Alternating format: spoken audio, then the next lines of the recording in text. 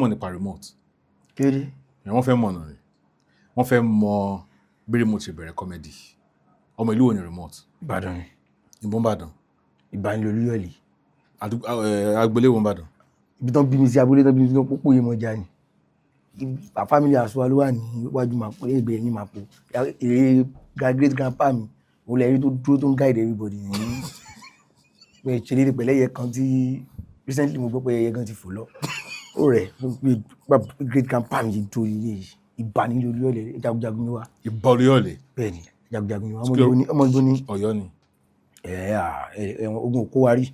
Àwọn gangan ni náà sọ àwọn descendant Ogun kọ́ yọ̀rẹ́ àbí? Èmi ò mọ̀ descendant àwọn tó gun òkó rí ni mí. Okay. Nice meeting you. It's my pleasure. All right. Yeah. Remote. Á wù mí náà ká fọgbọ́n sí nǹkan tá à ń ṣe. Kò sọgbọ́n nù ẹ̀. Ṣáà ní làákàyè lè sọ. Mi ò sọ bẹ́ẹ̀ tààrà o. Yàrá máa kà sí bẹ́ẹ̀. Ká serious àbí? Bàjẹ́. Ó yá. Báwo ni comedy ṣe bẹ̀rẹ̀? Ó tún fẹ́ ló ti bẹ̀rẹ̀. God. Ọlọ́mọ kí wọ́n ṣíyàn gbé wá sórí program. Ó tún fẹ́ ló ti bẹ̀rẹ̀. So ta ni first comedian ló tún fẹ́? Àgélú. Àgélú God. Àgélú. Ìwọ́n rẹ̀ pé entertainment bẹ̀rẹ̀ ní níbo?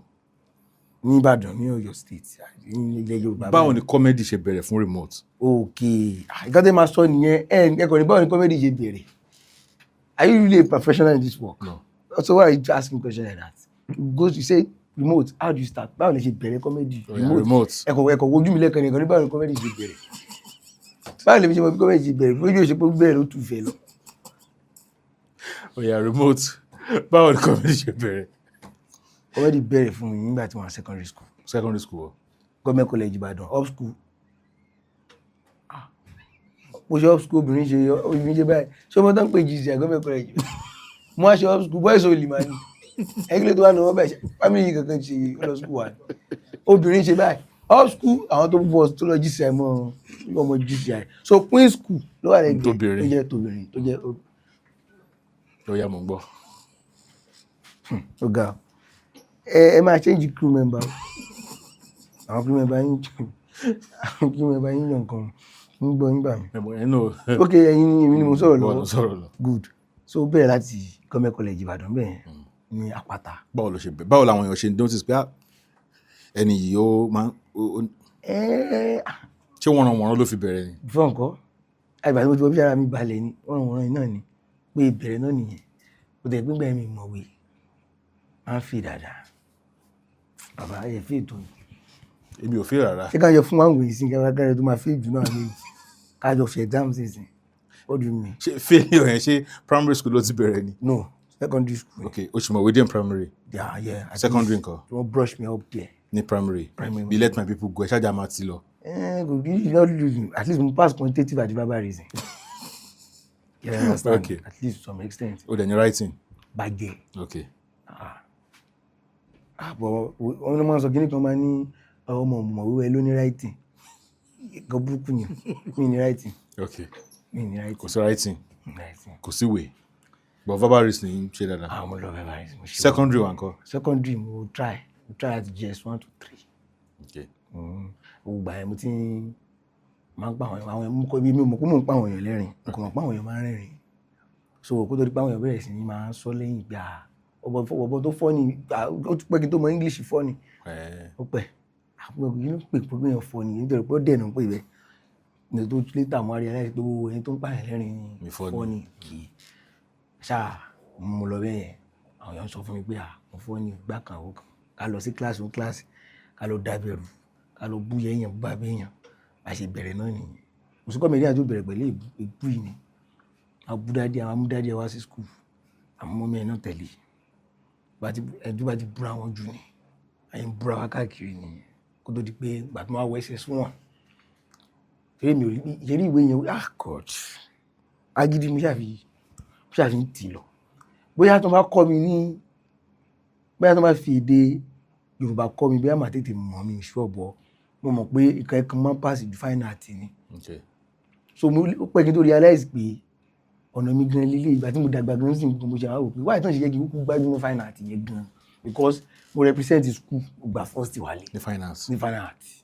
tó bá ti pé ká draw ẹ̀bùn mi máa dẹ̀ lé wá tí wọ́n máa o ṣe lè draw this. bàbá mo lè jẹ́ àyín pa àyín báwo ká ní ṣé gbàgbé ẹ̀ lọ a draw yín sínú ìwé bàbá mo lè draw yín mo lè tó yìí mo lè bíjọ́ tà ṣe kéré yẹn ẹ máa wọnú ẹ̀ a draw yín sínú ìwé wà yìí. tí dì sí. àgbà mi lóde ìfimilẹ̀ sketch yín jáde ẹ gbógun yín yẹn kàkà tìkìtìkìtì mo lè ẹ wà yín gan ṣe mo lè lórí ẹsẹ̀ yìí wà yìí mo lè ṣépè jábọ́ lórí ọ̀kadà nígbà nígbà o mo lè bú bí kú mo lè sọ yín di ninja. ta ni fine art teacher ní jísà ìwọ̀n ẹ̀. Mr. yéé mi kí n problem tí mo ní nìyẹn mi rántí orúkọ àwọn èèyàn bó ti bá dáhùn máa ń dáhùn èèyàn má tètè gbàgbé orúkọ yẹn mi lè try kí n rack brain kí n rántí Mr. Alimi kọ́ àpá Greek teacher wa ni Mr. Alimi. àìmọ̀wé yẹn lè má jẹ́ kí n rántí orúkọ teacher kí ẹ máa gbé orúkọ teacher I find that teacher fún Greek teacher. tètè wọ́n pé gbogbo ọlọ́dà jù wá gbogbo àwọn teacher wa ń gbà yà gbogbo ọ̀nà ní nickname gbogbo láti fún nickname. àwọn olùwà sọ wọn nickname. àwọn àgbà student náà ni. kí ni àwọn nickname wọn gbà yẹn. àwọn onígbọ̀n ẹ̀ máa kan Sáwìrì la máa ń pè wọ́n. Sáwìrì Yorùbá teacher wa ni. àwọn náà padà mọ̀ pé àwọn kan jẹ́ Sáwìrì. àwọn náà máa ń threaten wa pé àwọn lè na bèbí kó ké àwọn gẹ́gẹ́ tó bá lè na bèbí kó sunkún táwa ni wá. wọ́n burú Yorùbá teacher wa ni wọ́n jáwèrè so báyìí fún Sáwìrì. àwọn kan máa ń pe student ń Sáwìrì. wọ́n máa taba lọ taba wà ní kíláàsì wọ́n gbà ẹ̀ báyìí tó bá fẹ́ béèrè lọ́wọ́ wa ní kíláàsì àwọn pẹ́rẹ́ǹtì wa náà fi máa ń ṣàpẹẹrẹ wọ́n ní ilé bàbá tiẹ̀ wó kí lórúkọ yín náà. Délé Adéyanjú. ilé bàbá Délé Adéyanjú wó kí ni ọ̀rọ̀ yìí ṣe.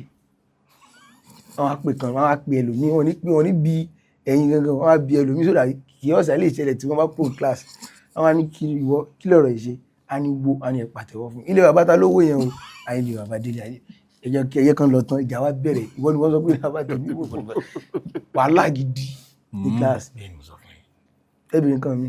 fine art teacher orúkọ wọn. lẹ́ẹ̀fì. I need it for interview.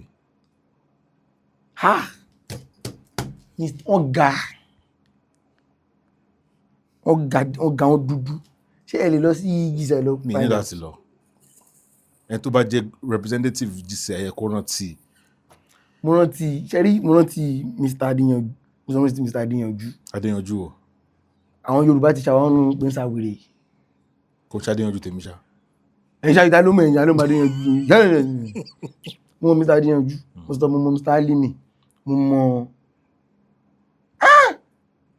kì í ṣùgbọ́n láti fún ní pé mo tán àwọn ọ̀rọ̀ dárí jù wá olúwa ṣáà. but nínú àwọn teachers ẹ̀ ta ló padà dá recognize talent ẹ̀ pé ẹni ọmọ yìí ní talent. ẹ ṣe pé public school ni mo wà pọ̀ gan but mo lè sọ pé lára Mr. Adéyanjú wà lára àwọn tí wọ́n like tó máa ń àwọn ti pé Yorùbá class wọ́n máa ń ní àwọn ìwé tá a máa ń kà tá a máa fi ṣe drama nínú ẹ̀ tá a máa fi ṣe everything nínú ẹ̀ so máa ń join gbogbo àwọn kìíní yẹn gbà ẹ̀ ìgbẹ̀lú máa ń ṣe papọ̀ so àwọn ó ní one particular copper kan tó wá sí school òun ló wà lára àwọn tó sọ pé ilé iṣẹ́ ìwọ yìí ìṣe kò ṣe fíìmù àbí kò ṣe ìkànnì méjèèjì ni. fíìmù comedy. comedy. kọ́pà Yorùbá ni. ọmọ Yorùbá ni. wọ́n dà pé kí ni ló ti wá ọmọ Yorùbá ni bọ̀ ẹ pé dẹ́ta ló gbé dàgbà ọmọ Yorùbá ni. wọ́n pè ní kọ́pà TTD la máa ń pè ní àyè mi wọ́n mọ fún ni ẹ̀bẹ̀ wọ́n yóò pé tí kanú tí yẹn jẹ́ Tósìn kọ́pà TTD yẹ rántí dáadáa. so after secondary school nǹkan.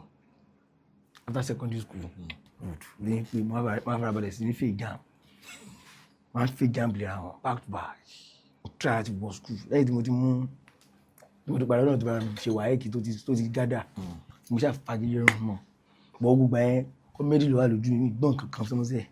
comedy. mo ti bẹ̀rẹ̀ sí ní lọ àwọn churches káàkiri perform church perform níbí perform níbẹ̀ yẹn lọ sí different schools so wọ́n tún wá gbé competition kan wá sí school wa ń gba ẹ̀mú rántí ní sí government college wọ́n pè ní comedy rado lórúkọ ṣe àwọn tó gbé wá ṣá wọ́n ṣàgbé kí ní ìwọ comedy rado pé láti discover talent àwọn èèyàn.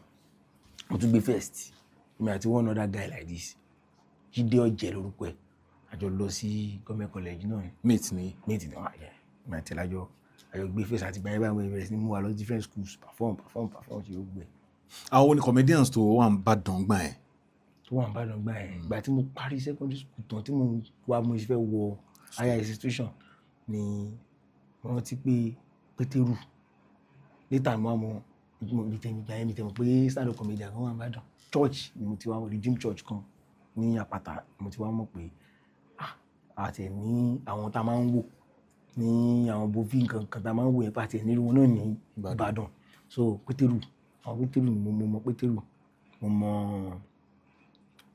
mọ MC Solid MC Solid àwọn tí mo mọ̀ pé yes wọ́n ṣe stand up comedy tí ó pẹ́ kí n tó mọ̀ wọn gan mo ti ṣe comedy níbi tó bá tiẹ̀ ní. ṣé Pétérù àbí Solid. gbogbo wọn pé kí n tó mọ̀ gbogbo wọn papọ̀ like pé bá a ti ṣe mọ́ how good they were Joseph nígbà yẹn kàn ṣe tèmi I didn't even know how good them were èmi tó dàbí èmi tẹ́ pé mo ṣe bẹ̀rẹ̀ sí ní jáde mo ṣe bẹ̀rẹ̀ sí ní lọ sí ibi àwọn show mi lọ normal mi ní bẹ́lẹ̀ ní first proper show tí mo lọ show MC Solid náà ni pé mo lọ sí show pé àwọn tẹ̀ tó ń tan náà blue tan náà red inú ọ̀ ní ìrírí church ni mo mọ̀ a lọ sí church a bá lọ camp nígbà yẹn to perform láwọn camps wọ̀nyẹn a bá ń ṣe variety night perform bẹ́ẹ̀ ṣe gbogbo ẹ̀ a ṣe bẹ̀rẹ̀ sí upgrade ẹ̀ lọ ní ẹ̀ so mo mọ Solid mo Pétérù.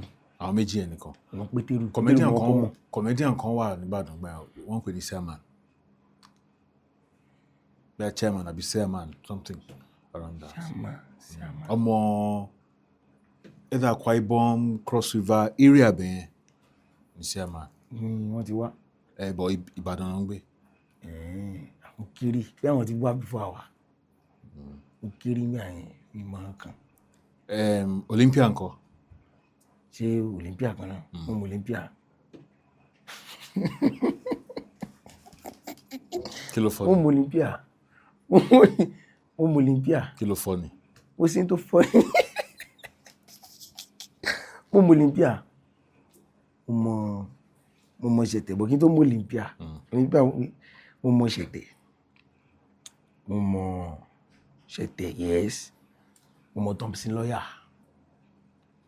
comedian náà. comedian yes Ìbàdàn mo mọ Àfùdá Àgbàlagbà comedian Àfùdá. yes àwọn tí mo ti bẹ̀rẹ̀ sí ní ṣe comedy dáadáa mo ti Pétérù ti mú mi lọ comedy club first time tí máa ever perform comedy pé club tún lè perform tún lè ṣe comedy ní club mi mọ̀ so first comedy club láyé mi tí mo kọ́ Pétérù ló fún mi lọ spam Rótìmí Igi ló fi mi ránṣẹ́ sí Pétérù ní Bódìjà pé ó yá because a máa ń ṣe drama ní Redeem Church tó wà ní Àpáta yẹn so ní drama yẹn ní máa yẹn ti rí pé good kìnnìkan yá a lọ sí ẹlòbá Pétérù ní Bódìjà fi sí ọmọdé yìí lọ nìyẹn àwọn èèyàn like performance mi bẹ́ẹ̀ láti bẹ́ẹ̀ tún mú mi lọ another place bẹ́ẹ̀ ni mo ti mọ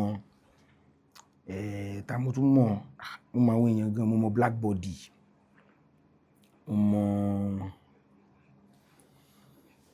ọ̀pọ̀ àkọmọdé àpò bá nù gbà yẹn Jésù àpọ̀ ọmọdé àwẹ̀ blog in fact later gan ni rapping daddy dé later ni mo ṣe mọ rapping gan bá first time tó rapping bá dé gan ṣe bá mi ní comedy club ní GQ gbà yẹn pẹ̀lú Pétérù then àìdákó tó di pé Olympia ṣe wà dé dé last. ok ṣé Olympia dé later ni. later èmi jọ ti bẹ̀rẹ̀ comedy kí mi mọ Olympia rí tẹ́lẹ̀ tó di pé Olympia dé sí. èmi rò pé Olympia ti wà nìbàdàn before kí sẹ́ẹ̀tì tí yín ṣe tó. irọ́ àti wà nìbàdàn kó Olympia tó di Olympia bá wà nìbàdàn ni Olympia bá wà nìbàdàn ni gbogbo apáta gba everybody Ìbàdàn àtẹ̀mí gan ṣe fún bá mi Ìbàdàn mi mọ Olympia rí tẹ́lẹ̀ bẹ́ẹ̀ dé wọ́n bù ṣe gbogbo ẹ̀ ìfàjàgídíjà gan wọn à ń lọ jẹ́jẹ́ ṣe everything everybody ń ṣe comedy wọn kálukú ń ṣe comedy. ṣe ní relationship nígbà yẹn. nígbà yẹn àní relationship until ìgbà tí àwa ti gbà yẹn pé bá tí mo ṣe comedy dáadáa mo tell everybody ti mọ̀ mi at some point ojú ti bẹ̀rẹ̀ sí ní wà lára mi everybody ti ń pè mí sí show ti ń di kó tó di pé kémi àti Olympia tó bẹ̀rẹ̀ sí ní máa relate bóyá bí 2019 tí ó ti pẹ́ mo ti pè rárá pé bóyá mo lọ sílé Olympia o àbúrò 2019 ni gbogbo ẹ̀dẹ̀ rèé mo ti dágbà lé ti wà establish already gan sef mọ́tò mi àkọ́kọ́ gan 2020 mo rà first car mi so mo ti mọ ẹbí like mo ti mọ mi in fact mo ti ṣe show gan at that time sef gan mo ṣe show Ìbàdàn náà mo ti ṣe show ní 2019 yẹn yes every first show mo ṣe 2019 náà kọ́ mo ń bọ̀ 2019 first show mi yẹ mo rántí my first show ní ma 21 ibi theatre set yẹn kí mo ń sọ gan 2018 tó mo rántí pé méjì ni mo ṣe nínú theatre ní 2017 gbàlájọ gbàláwà rẹ̀ program gbà ẹ̀ náà. kájọ wà ní 32 àbí. báyọ̀ 32. 2019 lèmi dé 32. ẹ bá mi ń bẹ̀. ìwọ́dẹ̀ tí wà ń bẹ̀. ọmọ mo ti pẹ́ o àbí bàbá mi wọlé rẹ̀ kan ẹ̀rẹ́ dúró ẹ̀jẹ̀ kí mi. lójú orí mẹ́lú ẹ̀ka ṣe. ẹ ti bá mi ń bẹ̀ ni ó di mẹ́ àmì ọ̀ṣun náà kọ̀lé.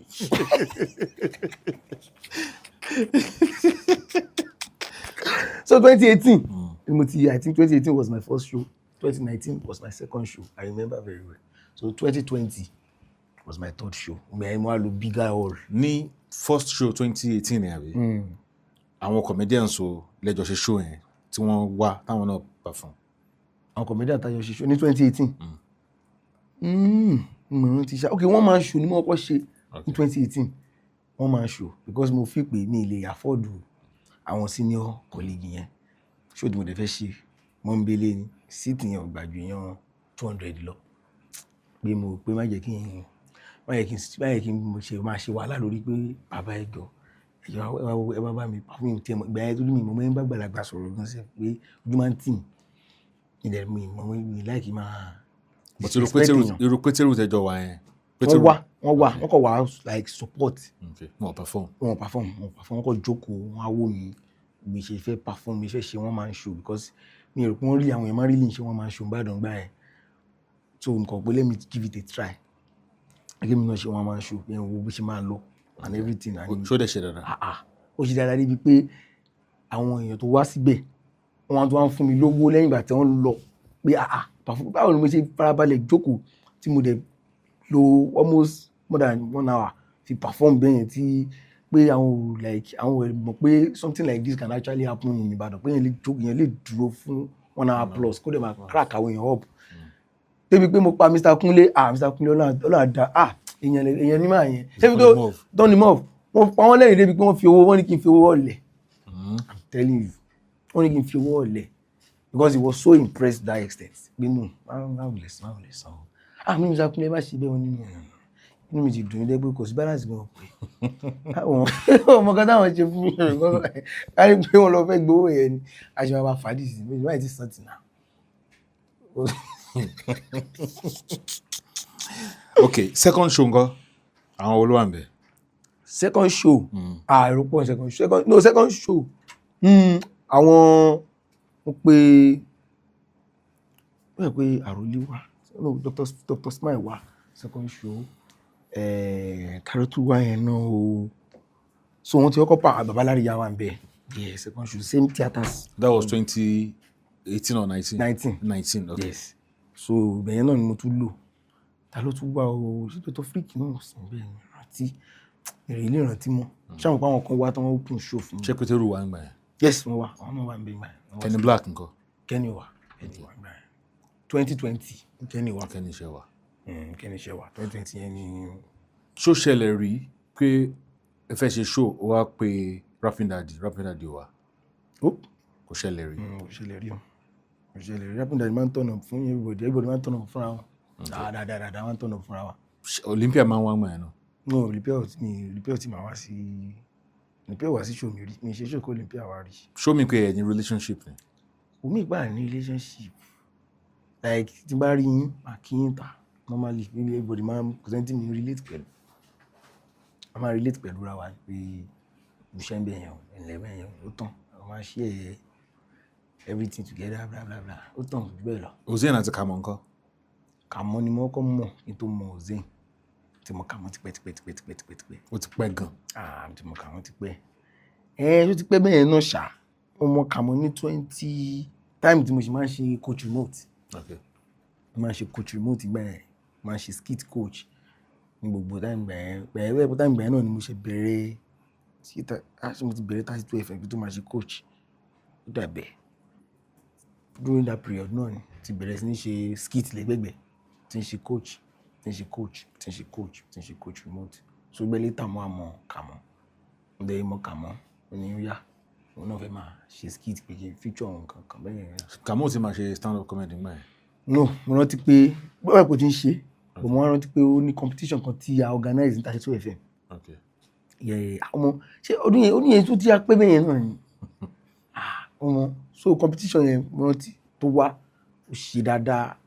Òun nìkan ní gbogbo àwọn tí wọ́n jọ contest òun ni best láàrin wọn. Tó wá gbà ẹ̀sọ́ àgbà ẹni mo ti mọ̀, mo ti àtijọ́ ṣe 1 or 2 gbogbo ìgbà yẹn. Lórí pé mo pé so everybody you máa relate náà nìyẹn. So mo mọ̀ Kàmọ́ later ni mo through Olympia ni mo ti mọ̀ Ozain. Okay. Ozain Not kì í ṣe through stand-up Kàmọ́. comedy, not through Kàmọ́. Okay. Through ẹ̀rẹ́ gbígbé gan làwọn méjì kan ti mọ́ra. Ọ̀dọ̀ Olympia náà ti mọ́ra. So Ozain ò kí ń ṣe. Kò ń ṣe stand-up comedian. Eh. Ṣe stand-up comedian. Ṣe stand-up comedian. Kí ni strength ti Ozain? Skit and I think acting. Okay. Mo fò dé funny, máa ń ṣe acting ẹ̀, máa ń ṣe skit ẹ̀. Strength ẹ̀ nìyẹn. Okay. Àwọn àlàwà kọ́kọ́ bẹ̀rẹ̀ pẹ̀lú stand-up comedy ká tó wọnú skit making.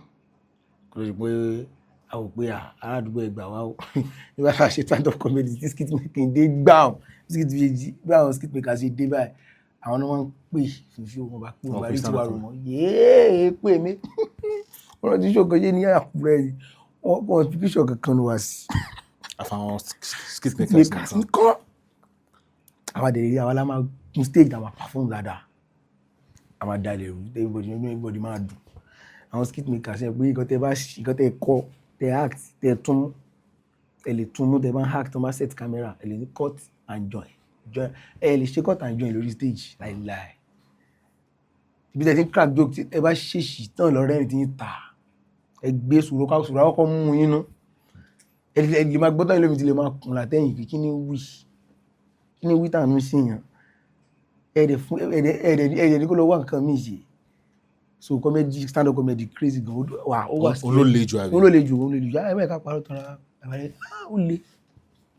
ó le because kí ni feedback kí lẹ nígbà tẹ́ mọ̀ pé kìí ẹ ti ní jókì tán lẹ̀ báwo lẹ ṣe mọ̀ pé máa react sí jókì yẹn tán bá rẹ́rìn sí wàhálà dé nìyẹn ìgbé ẹ lè má sùn bí ẹ máa fún. But stand-up comedy mo máa ń wonder kí báwo lè ṣe ń ṣe tẹ́ bá ti perform joke kan sí wọ́n ti mọ joke ẹ̀ mọ́ yín dáì social media tẹ́ pé àwọn èèyàn ti rí tán máa record ẹ̀ tẹ́yìn bá perform that same joke elsewhere àwọn èèyàn àti báwọn ti gbọ́ rí ṣé kò kí n ṣẹlẹ̀. ó máa ń ṣẹlẹ̀ pé tó bá ti record joke yẹn bẹ́ẹ̀ tó ti spread tẹ́ pé another comedian gan tún mú ọ̀gá tún lò nú ẹ̀ tẹ́ bá ti wá ń tún sọ and one thing about joke ni pé tó bá ti pẹ́ tẹ́ ti gbọ́ tẹ́ bá tún gbọ́ ó máa funny again. Funny again. Yes, tó bá ti pẹ́ tẹ́ ti gbọ́ ni. Okay. Bí nǹkan tó ṣẹlẹ̀ nípa joke ni. But tẹ́ bá ń túnṣọ tó pé òun ṣáà ni àwọn èèyàn ṣáà ń gbọ́ ṣáà ẹ bẹ̀rẹ̀ sí ní lose credibility yẹn díẹ̀díẹ̀ àwọn èèyàn ní really fọ̀ fún yín mọ́ àwọn àsúnsẹ́yìn díẹ̀díẹ̀ ẹ̀yìn wọn ní kọbi ara sí so like that ìwọ̀nba náà máa pẹ́ níyẹn mọ́ ènìyàn ní really akọ́ṣà àkọ́kọ́ lè wá pẹ́ níyẹn pé kí bẹ́ẹ̀ kó máa fi open show àbí nǹkan kan tó ń gan fúnra ẹ̀ gan bá ti ń rí pé kò sí response mọ́ bí ti tẹ́lẹ̀ ẹ̀rọ abẹ́rẹ́ sí ní bà láti and nǹkan tó máa ń cause àwọn kìnìyàn ojú pé ká ní pé ó ti gbogbo time tí ó ti máa ń perform táwọn èèyàn ti ń rẹ́rìn sí that particular joke ló ti tètè ń chipping another one sí wọn lára díẹ̀díẹ̀ á ti máa ní àwọn so fear of new joke tí mo fẹ́ sọ pé ṣé wọn ò ní rẹ́rìn àbọ̀ máa rẹ́rìn yẹn ló fà á tí ó fi jẹ́ pé ẹlòmíì àwọn line jokes ẹ̀ tó máa ń sọ yẹn òun ṣàlùmọ̀ òun ló comfortable pẹ̀lú àwọn láfẹ́ máa repeat so I think it's fear of pé wọ́dà bí irú èmi mi mẹ́rin mi mẹ́rí ọkàn mi ò bá máa rẹ̀ mú lọ lé mi ọlọ́run ló wà bẹ́ẹ̀. àbọ̀ náà kó dájú lórí ayé ìwà àti mo family ẹ̀ máa gbà tí má ti débẹ̀ tí mo crack ní jòkì tó o bá ti rẹ́rìn owó rẹ̀ kò kàn mí. ìwọ ló sanwó wọlé.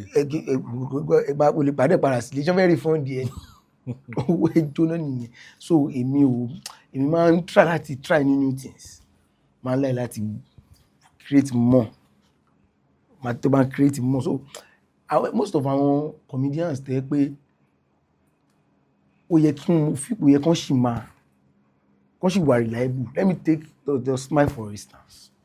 It's a very perfect example because he keeps creating jokes fún àwọn èèyàn láti máa gbọ́. So when you keep creating jokes, you can never go any olè lọ́lẹ̀. They will keep, because they feel like you are coming with new thing next show or next place tó bá ti máa rẹ́ nìyẹn. So they will be excited to see you. Wọ́n fẹ́ gbọ́ nǹkan tó. Yes. They will be excited to see you. Èyí yóò gba pamílẹ̀ ní ẹgbẹ́ tó gbọ́ nǹkan tó fẹ́ sọ lẹ́yìn. Ṣé ìgbà tí wọ́n rẹ̀ kàn púpọ̀ pẹ̀lú àwọn stand-up comedians mọ̀ ṣùgbọ́n ẹni wọ́n fi bẹ̀rẹ̀ skit? Skit ti wà nínú ẹ̀jẹ̀ mi díẹ̀. Èmi ti fẹ́ ṣe skit láti ayé 15 seconds. Okay.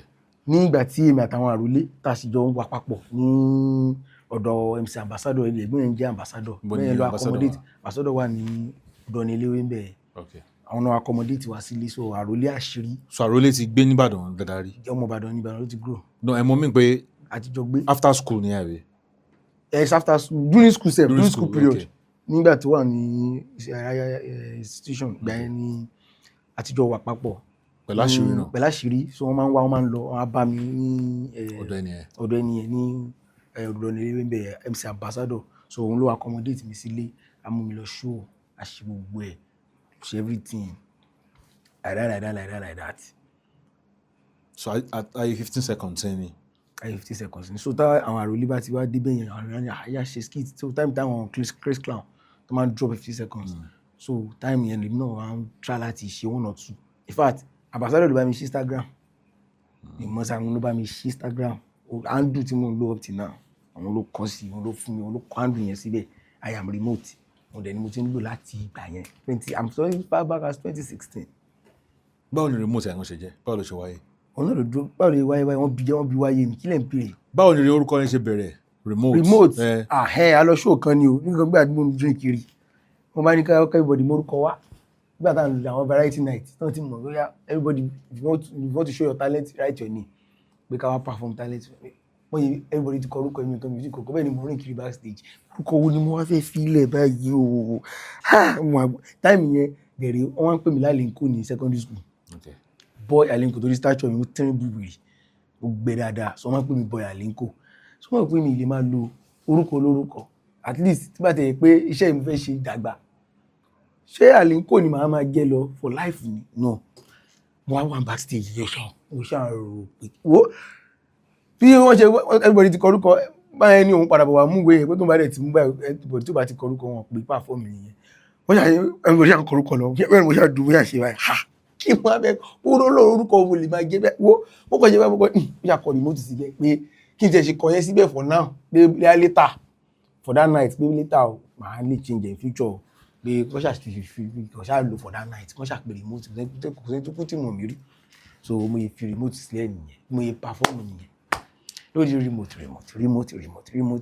orúkọ tí mo rò pé máa change.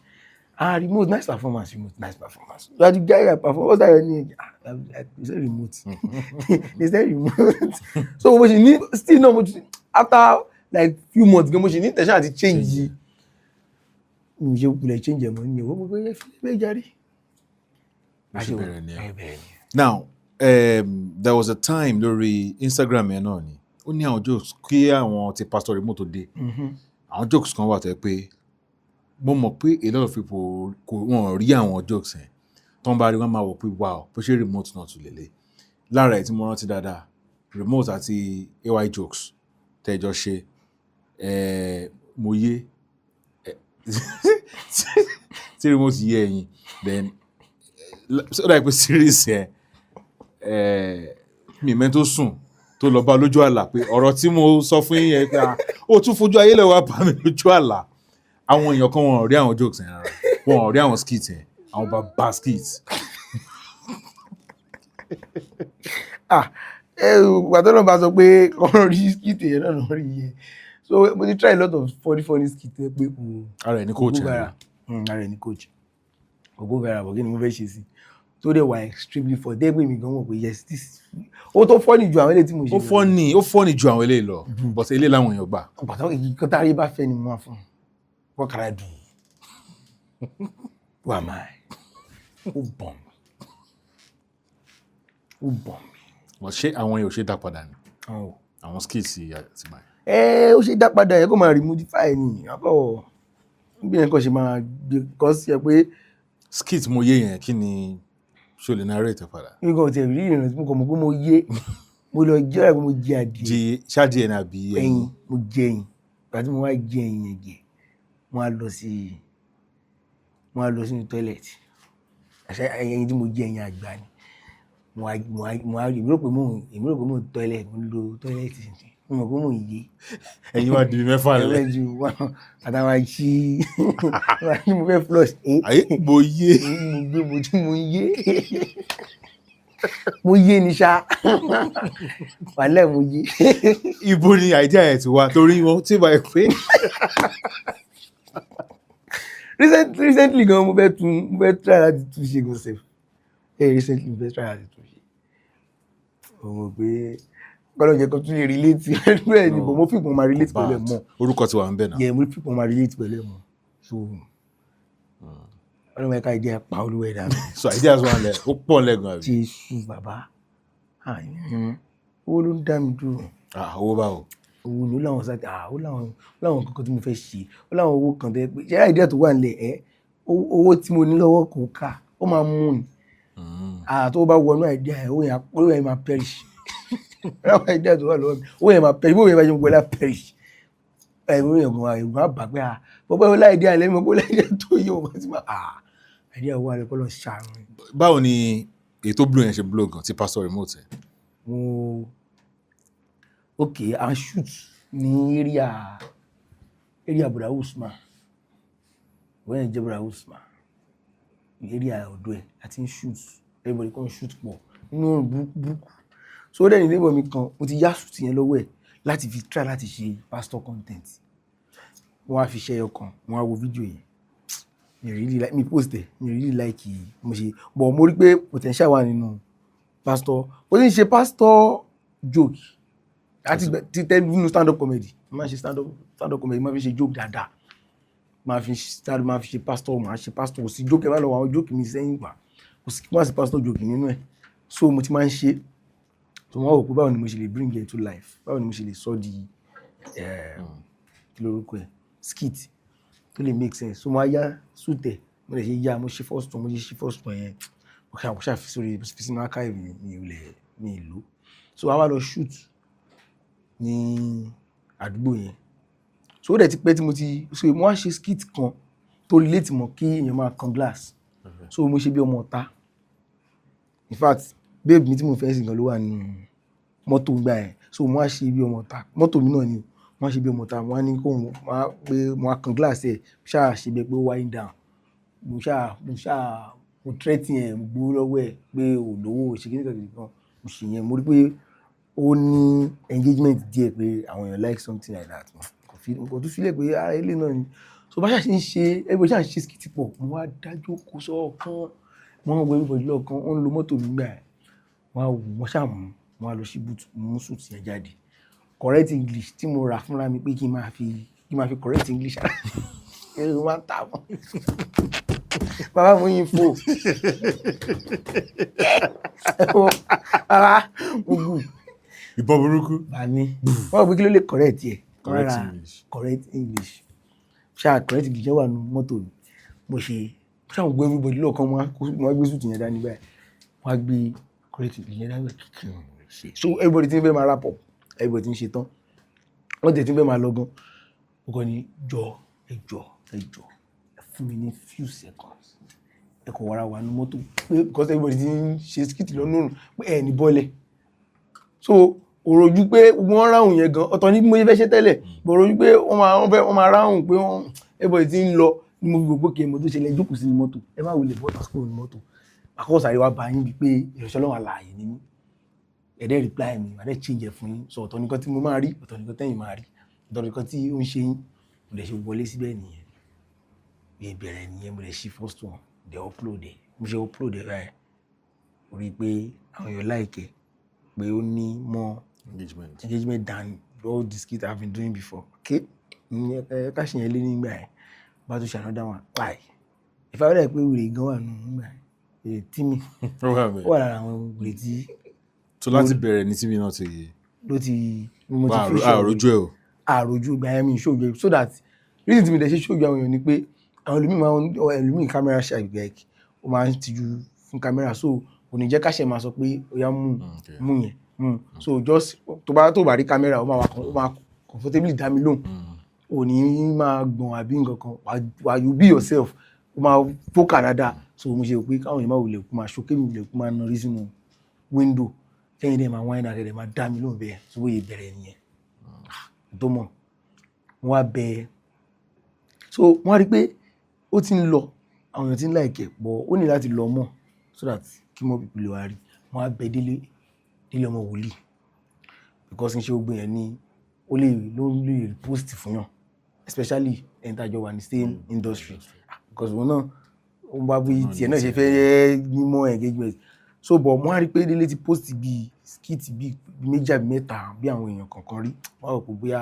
is 16 because n ṣe gbogbo yẹn ni wọ́n máa ń post other people's work because ẹ̀ lè fi ṣe tara ti yín lẹ̀ kí á lọ máa gbé iṣẹ́ oníṣẹ́ lárugẹ which is not possible but mo rí pé I think he's interested in doing that mo á bẹ̀ pé kó jọ pé help ẹ̀ kan ṣe tó fẹ́ ask you pé mo mọ̀ pé ó máa le pé but ẹyọkan pé mi ní bèrè ẹni tìbọ̀ lọ́wọ́ ẹ̀ sí Jésù máa dé láyé nígbà kan ẹyọkan yẹn pé kó post ẹ̀ fún mi because as at then wọ́n ti ní bíi ó ti ní followers tó kú like followers ẹ ti grow gan nígbà yẹn wọn àti wòlíì àgbà wọn ti followers wọn ti grow gan mo yẹ ní kó jọ nìyẹn pé bá mi post yẹ pé post yẹ báyìí ẹ kò rí pé other bloggers bẹ̀rẹ̀ sí ní náwó mu láti bẹ̀ nìyẹn Tunde Ednut bẹ̀rẹ̀ sí ní post orí post Yaba left online ọkùnrin post gbogbo ẹ̀ rí post ìyẹn rí post fà lórí Twitter. bó ṣe blow nìyẹn. bá mi ó yẹ mi lẹ́nu ajé ó kàn ń lọ bẹ́ẹ̀ ni. bá mi. láàrin 24 hours báwo ni kí ni growth Instagram ẹ̀. ó skyrocket ni fóònù bẹ́ẹ̀ blow dànù ni tàwáì ó jáde bẹ́ẹ̀ ni gbìyì ní yé. àtìgbà remote jáde. bá mi.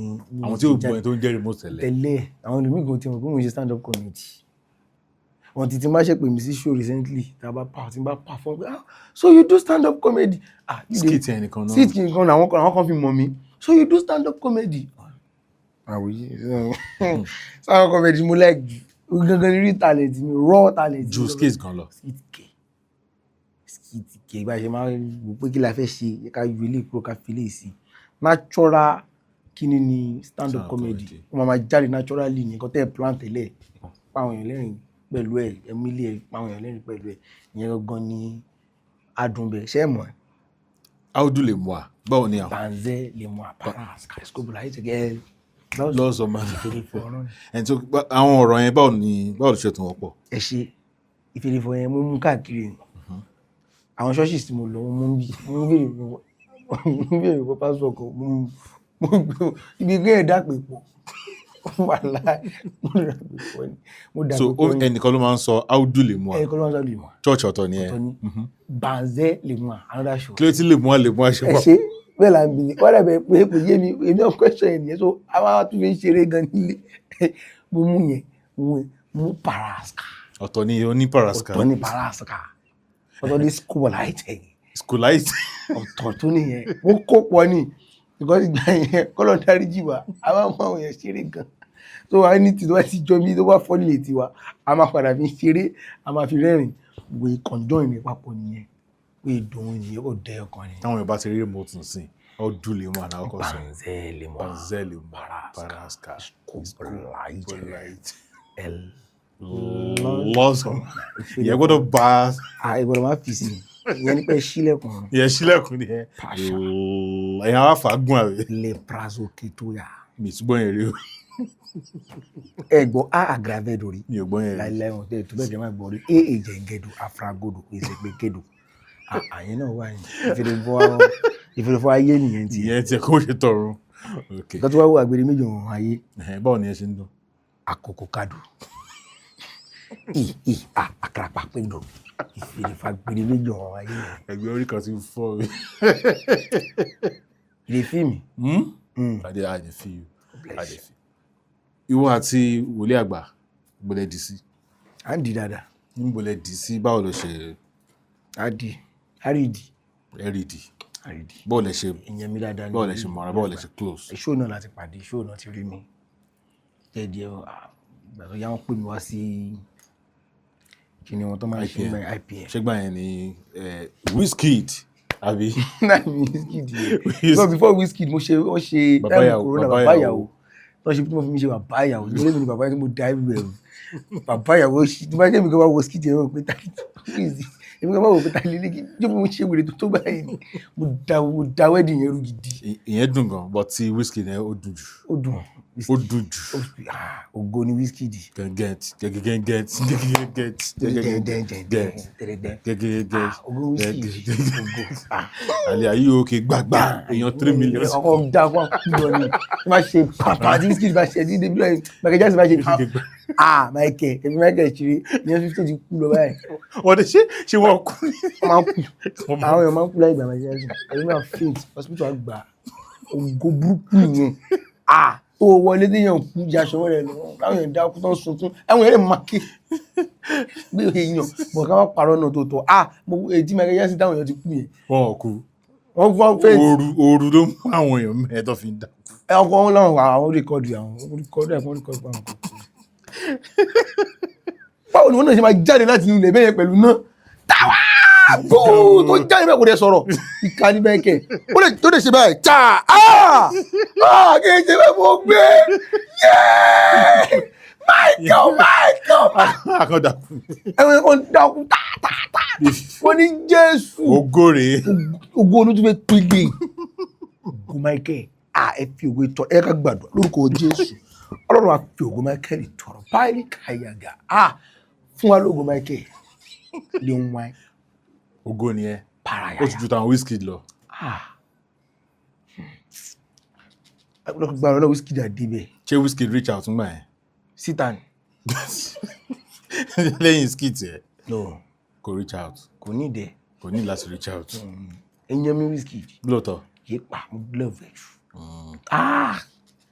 mo like ìwà sí ẹ̀ pé máa ń ṣe ilé ayé ó lè ní respect fún àgbàlagbà bí mo ṣe ní respect mi náà like àgbàlagbà máa like máa bá àwọn àgbàlagbà relate ju ẹgbẹ́ mi lọ tí mo máa rágbàlagbà máa wọn máa like máa jọ máa sọ̀rọ̀ so Wizkid náà mo rí pé bí èèyàn bíi tèmi náà ni like náà like àgbàlagbà ló máa ń tọ́ because ọ̀rẹ́ ẹni tiẹ̀ náà dáa ọ̀rẹ́ ẹni tèmi náà dáa mi náà ní torí bẹ́ẹ̀ mi fẹ́ torí bẹ́ẹ̀ tí èèyàn bá ṣẹ̀ mí lágbàlagbà bá ṣẹ̀ mí ó máa pẹ́ gan kí n tó sọ pé nǹkan báyìí náà ṣe because má lọ ṣìṣọ mo ní respect gan kó bẹ́ẹ̀ má lọ torí bẹ́ẹ̀ bá ti wá rí pé mo ti ṣe àgbàlagbà bẹ́ẹ̀ yẹn máa wá ara mi ní rí lè sún ẹni yẹn dáadáa mo fi ti tẹ́lẹ̀ kọ́ra máa wòran tiẹ̀ ni kọ́ra rí sábà ara mi jẹ́jẹ́ má dúpẹ́ má lọ sọ nǹkan tó máa bínú àbí kìíní. ẹnìkan tí mo respect jù ní industry wáyé tí mo like jù dẹ́ pé ní ìtì ìrú leadership tiẹ̀ rí kò síbẹ̀ ṣe lè ṣe tó máa call yín out immediately ṣẹ̀tẹ̀ ní mi kò rẹ̀ dàbí tiẹ̀ rí ṣẹ̀tẹ̀ is a very very good leader is a very calm person a very calm ó máa tẹ bá disrespect ẹ èmi ló máa call yín out lórí ẹ níṣẹ́ àbí àwọn níṣẹ́ àwọn kan tẹ́ pé tẹ bá ṣẹ̀wọ̀n ọmọ nígbà tí bí mẹ́ntì yín àbí báyìí máa ń pè ẹni tí ẹ̀ǹtẹ́ ìmú sọ́nà tó wá ṣe ẹ̀ṣẹ̀ kan tẹ́pẹ́ ará àtàlẹ́ wá lọ́n fẹjọ́ ẹ̀sùn ẹ̀ lè bá wí fúnra yín so àwọn kan wà bẹ́ẹ̀ pé ìtàlẹ́ tí máa lọ máa gbọ́ ẹ̀ṣẹ̀ tẹ́ ẹ̀ṣẹ̀ ìyẹn wọ́n á ń ṣe pé ẹ̀ ń bá mi wí mọ́ ìyẹn ti di pé ẹ̀ ń bá mi lórúkọ jẹ́. ta ló ṣe yẹn? ta ló ṣe bẹ́ẹ̀? àwọn kan ṣe níbàdàn yà bí? àwọn kan ṣe dáadáa. ṣé rí nítorí sákúrò níbàdàn ni? ṣe pé mi ìsákúrò níbàdàn. àwọn èèyàn sọ náà pé remote kan dà. àwọn èèyàn máa ń sọ pé mo sákúrò níbàdàn gbọ́n wọn mọ reason tí mo ṣe kó bá. kí ni reason? ṣe pé mi ṣe podcast rí mi ṣe podcast rí mi ti ẹ̀fẹ́ mi mọ báyìí. no mo wo ti podcast ti ebi àti chudu Jude, yeah. Bí Jude èmi ló bá ṣó mọ̀ nǹkan pa Ìbàdàn.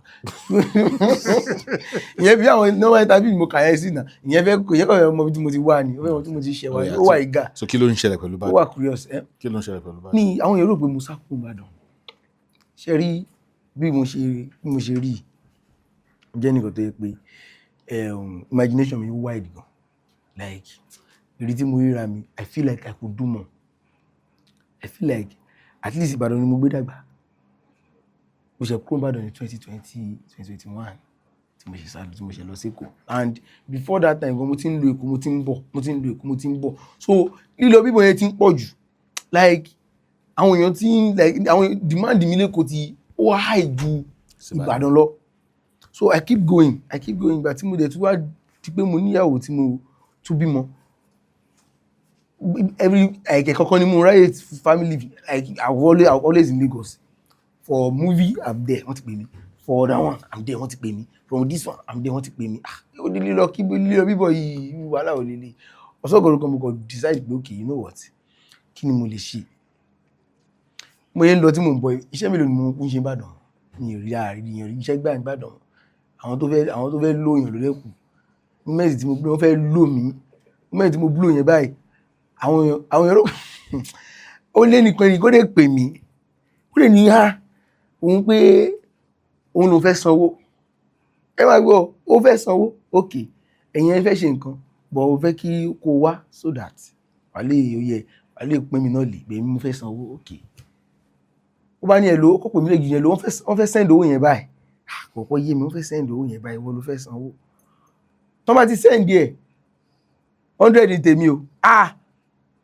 Orí mi mo fẹ́ ya wèrè ni pé ìwọ ló fẹ́ sanwó. Wọ́n wá fẹ́ send owó yẹn sí mi. 100 wá tún tiẹ̀. Bọ̀ àjọ sọ tẹ́lẹ̀, mo ti sọ iye tí mo fẹ́ gbà fún ẹ. Ń gbé kìnnìkan. Ìwọ wá ní 100 ní tiẹ̀ nínú 250. Nígbà at that time ní ayé ìgbà yẹn owó yẹn jẹ́ máa pọ̀ tó 100 ní tiẹ̀ nínú 250,000. Wọ́n ìwọ náà ló fẹ́ sanwó. Kìnnìkan gbogbo okay, ìyẹn lọ bẹ́ẹ̀. Another person náà tún pè. Ìyẹn náà tún ní ẹnìkan báyìí ó fẹ́ gbéṣẹ́ fún mi. Ìyẹn tètè sọ tiẹ̀ straight. Ní èyí sọ tiẹ̀ báyìí pé iye báyìí ni tòun náà báyìí, mi ò lè báyìí náà. Mo ní mi ṣe. Ó ṣọ̀kì ẹ̀. Ṣé ẹ fẹ́ mọ̀ máa like kí ló tẹ́ fẹ́ ṣe mí bẹ́ẹ̀ yẹn? Mi náà ti pay dues mi ní ìlú iná, mo ti try. Gbogbo comedy night, gbogbo shows, coming with new jokes and everything. It's work. It's load of work. Mo ti try, máa ń perform wípé life mi depend lórí ẹni. I've done my best. Kẹ́tẹ́ kí n tó mọ̀ kí n tó wí, wọ́n tún pè mí sékòó. Wọ́n tún pè mí sékòó báyìí in fact triple the amount ni wọ́n á ń gbà ní wọ́n fà ní Èkó ju Ìbàdàn lọ́wọ́. Ó jẹ́ òun wá fẹ́ ṣe gbogbo téréje yóò fẹ́ ṣe yẹn dà. Okay fine, mo ti blow àwọn èèyàn ti mọ̀ mí. Ṣé màá wà títí láéláé? Ẹlòmíì ń bọ̀ náà. The other people tí dé bá yá demand bí entertainment ṣe rí nìyẹn. Wave ni o. Wọ́n ti bọ́ sórí tiẹ̀, kúrò lórí tiẹ̀, bọ́ sórí ẹ̀ lórí 100%. O lè shine forever. Who are you born? Who you be? Who goes? Baba who goes you? So ìyẹn ni mo wò pọ̀ pé tá bá wá ní pé a wá jókòó sí ibi báyìí. Ọjọ́ wo la fẹ́ sí èrè jẹ kọ gan báyìí? Ọjọ́ wo gangan la fẹ́ mo fẹ́ jẹ́ èèyàn? And I could see that the love I have there níbẹ̀ yẹn, I don't do too much before they laugh. I don't do too much before they. So tí n bá wà nígbà tí mo wá òpó kè ẹ move. Mo rí pé ó dàbí pé mo ti ń wà available jù, and tẹ́bá dẹ̀ ti ń wà available jù níbì kan. Value yẹn máa drop.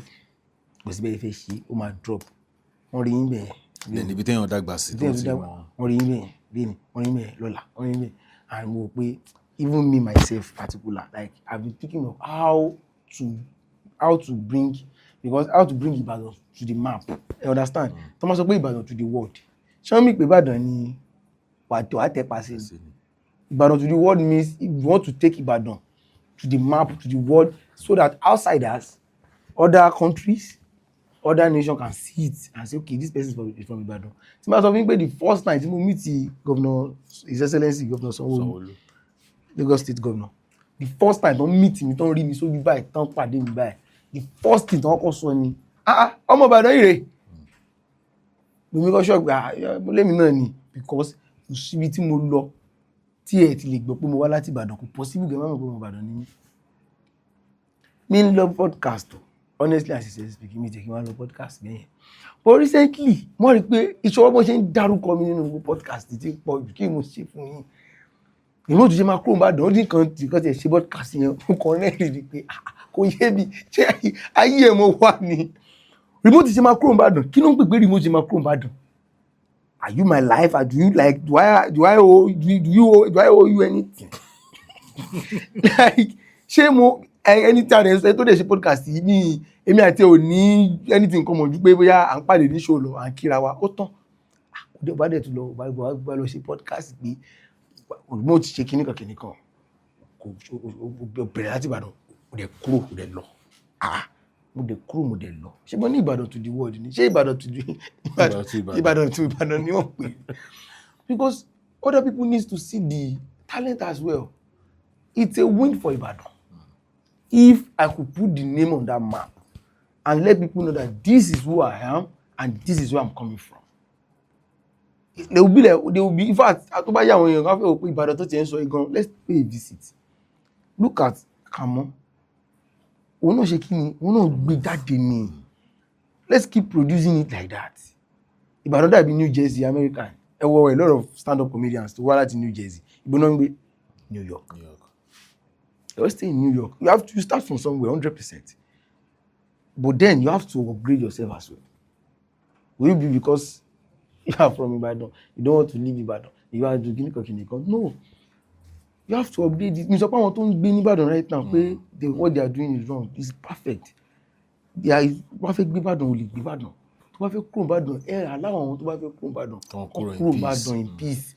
Why dragging their names and doing all sort of okay táwọn ọba tí mi bá create àbálọ create awareness yẹn kí ló fẹ́ fún àwọn another Ìbàdàn tó ń bọ̀ òun náà fi pé Ìbàdàn ló yẹ kóun náà wà ní kò ní mọ̀ pé there are more to your talent there are more to learn when you learn you relearn again there are more to add to your ṣé mo talent is never enough ẹ mọ̀ wíyìn mi ò kárí ẹ̀gẹ́ ni mi ò tiẹ̀ wá kárí but kí ni mo ṣe mo learn from others mo nígbà tí mo tún wá wo podcast ní of recent tán sẹ́ndì sí mi tí mo rí tí ẹnìkan tó sọ pé bọ́yọ̀ òun ni mí gbà.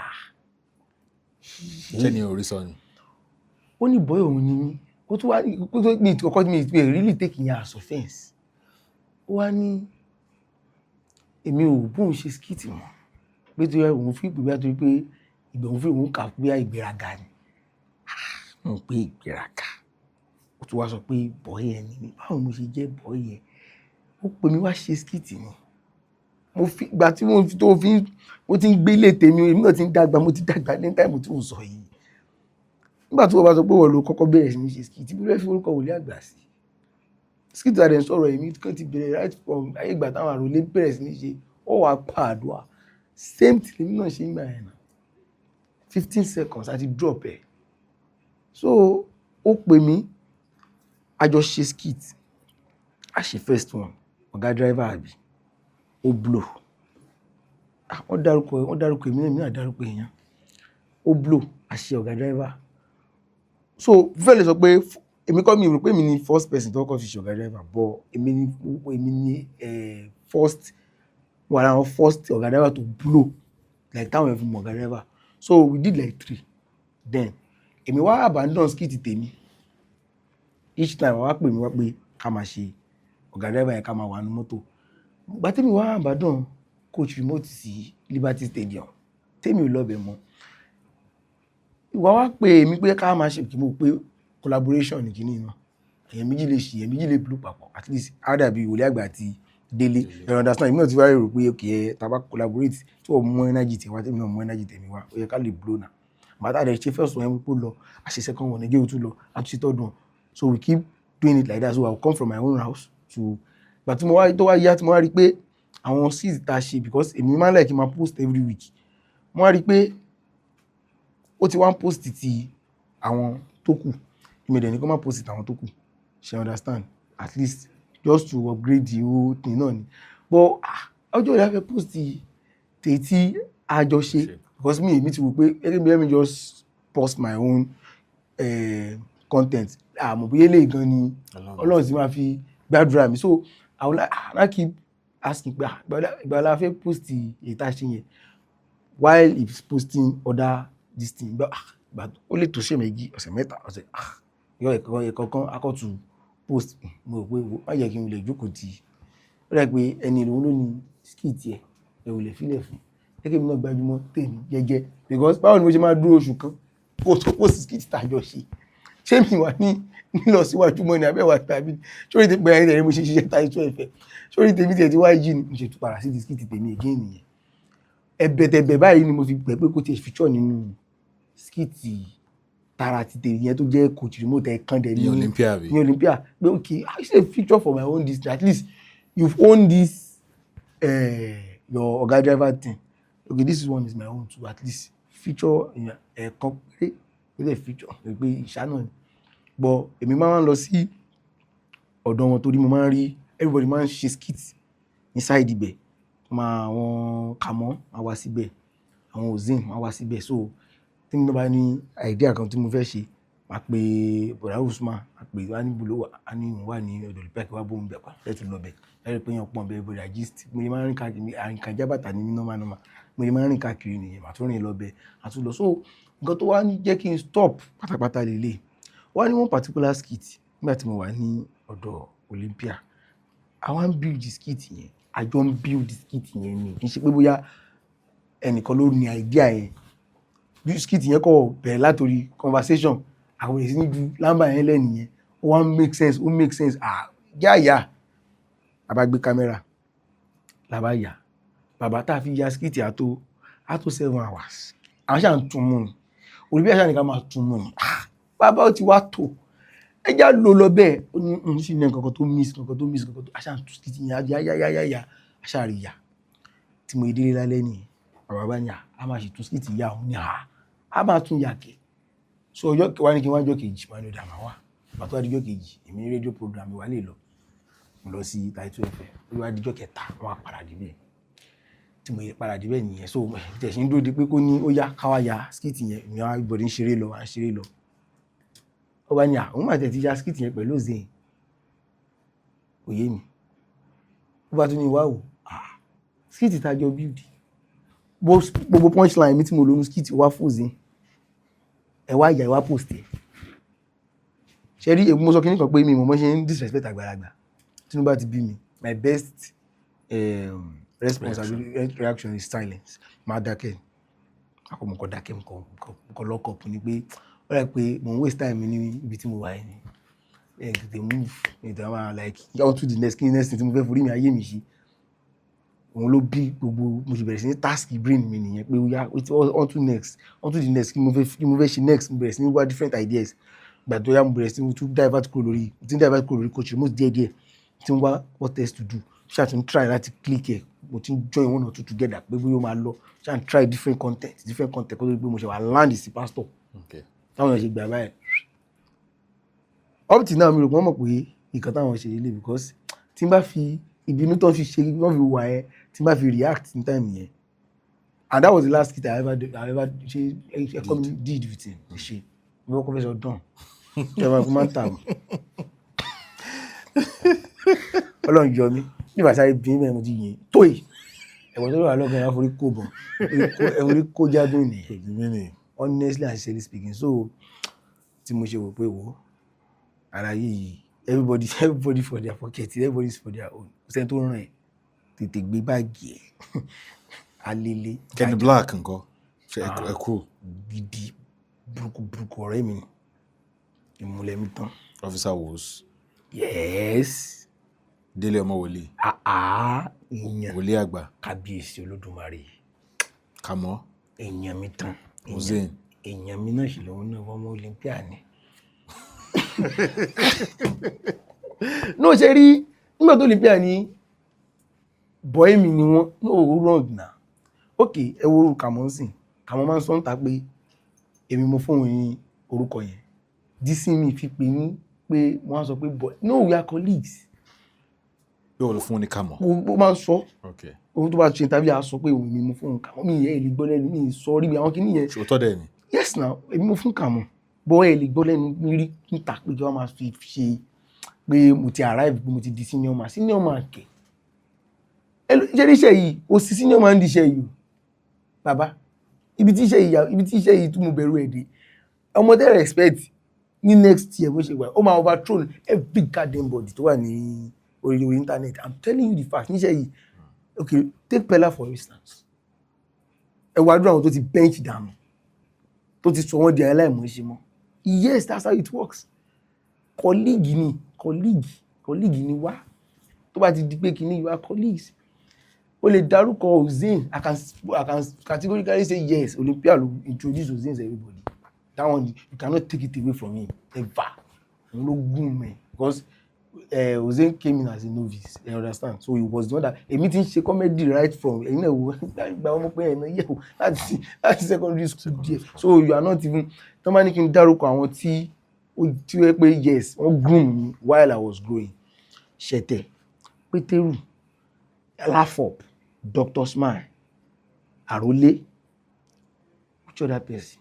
Ambassador, because ambassador tẹ̀lé ẹ̀kọ́ kókó as number one gan sẹ̀ because ilé ẹ̀ ni mo gbé. You understand? Ilé ẹ̀ ni mo gbé òun ló fún mi ní Indomie yẹ. Àjẹ Indomie àtẹ̀yìn. Ẹ fi mi sà. Àmọ́ mi. Ó máa ń take ìyẹn take career mi serious gan jèmi gan lọ. Ọlọ́run ló bá mi ṣe Instagram. Òun ló bá mi ṣe àwọn. Ṣé ambassador ṣe wà Ìbàdàn? Ó ṣe wà Ìbàdàn. Very very well. Ṣé wà much Ìbàdàn. Gbà tí ó dẹ̀ sùn bàbá tí àbọ̀sàpọ̀ nu ilé ẹ̀gbà yẹn. Ó dẹ̀ sùn bàbá ní ilé everybody. Ẹ wá máa lọ. Everybody ẹ bìlà. Ṣé mo nígbà yẹn náà ó láwọn wà kan tẹ́ pé àwọn ẹ̀gbọ́n ẹ̀ everybody múnà máa ti wù tẹ́ pé máa ti wù pé òkè wò ó ṣàyè gíra everybody yàrá wà lórí ọ̀hún pé àkúdáadáa náà ni. So Olympia now come in saying I'm like cannot put my name there.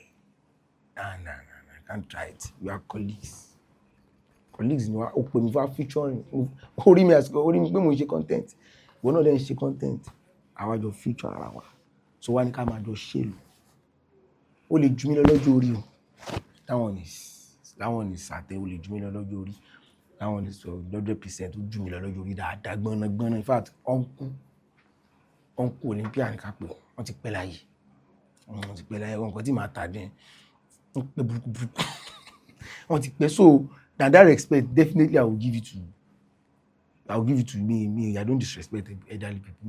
Me disrespect ẹni tó bá jù mí lọ. But ó láwọn ẹ̀ṣẹ̀ kan tẹ́ pé báwo ló ṣe máa ṣe irú nǹkan báyìí. Èmi àti ẹjọ́ pò nǹkan pa jọ create idea. Ó dẹ̀ lọ gbé ó dẹ̀ yọ àtẹlẹ́mí dẹ̀ jọ ṣe because it's Olympia your ò boy. lè mọ̀ tí Olympia wa tó wo iṣẹ́ yìí láti.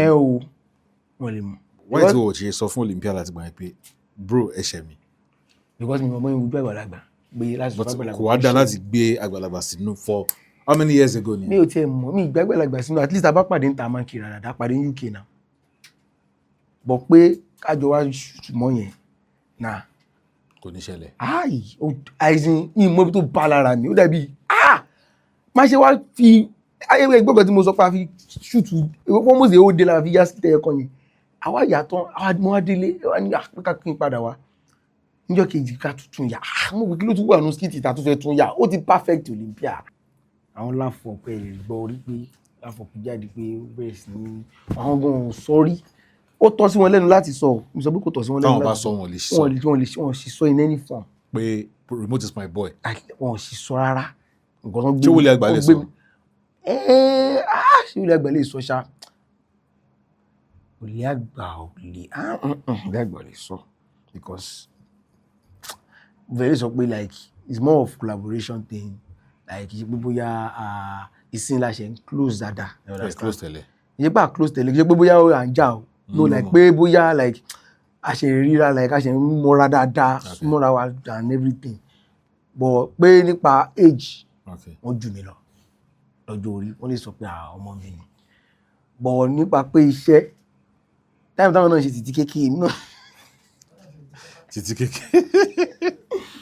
àwọn tẹ̀ ti bẹ̀rẹ̀ síwájú mi irú àwọn yẹn ti bẹ̀rẹ̀ síwájú mi understand but kì í ṣe pé bóyá àwọn náà groom mi àwọn tí mo dárúkọ àwọn tó groom mi ni àwọn tí mo learn from tán sọ mí tán adjust life mi tán reshape ẹ̀ òun làwọn tí mo dárúkọ yìí àwọn Chete Pétérù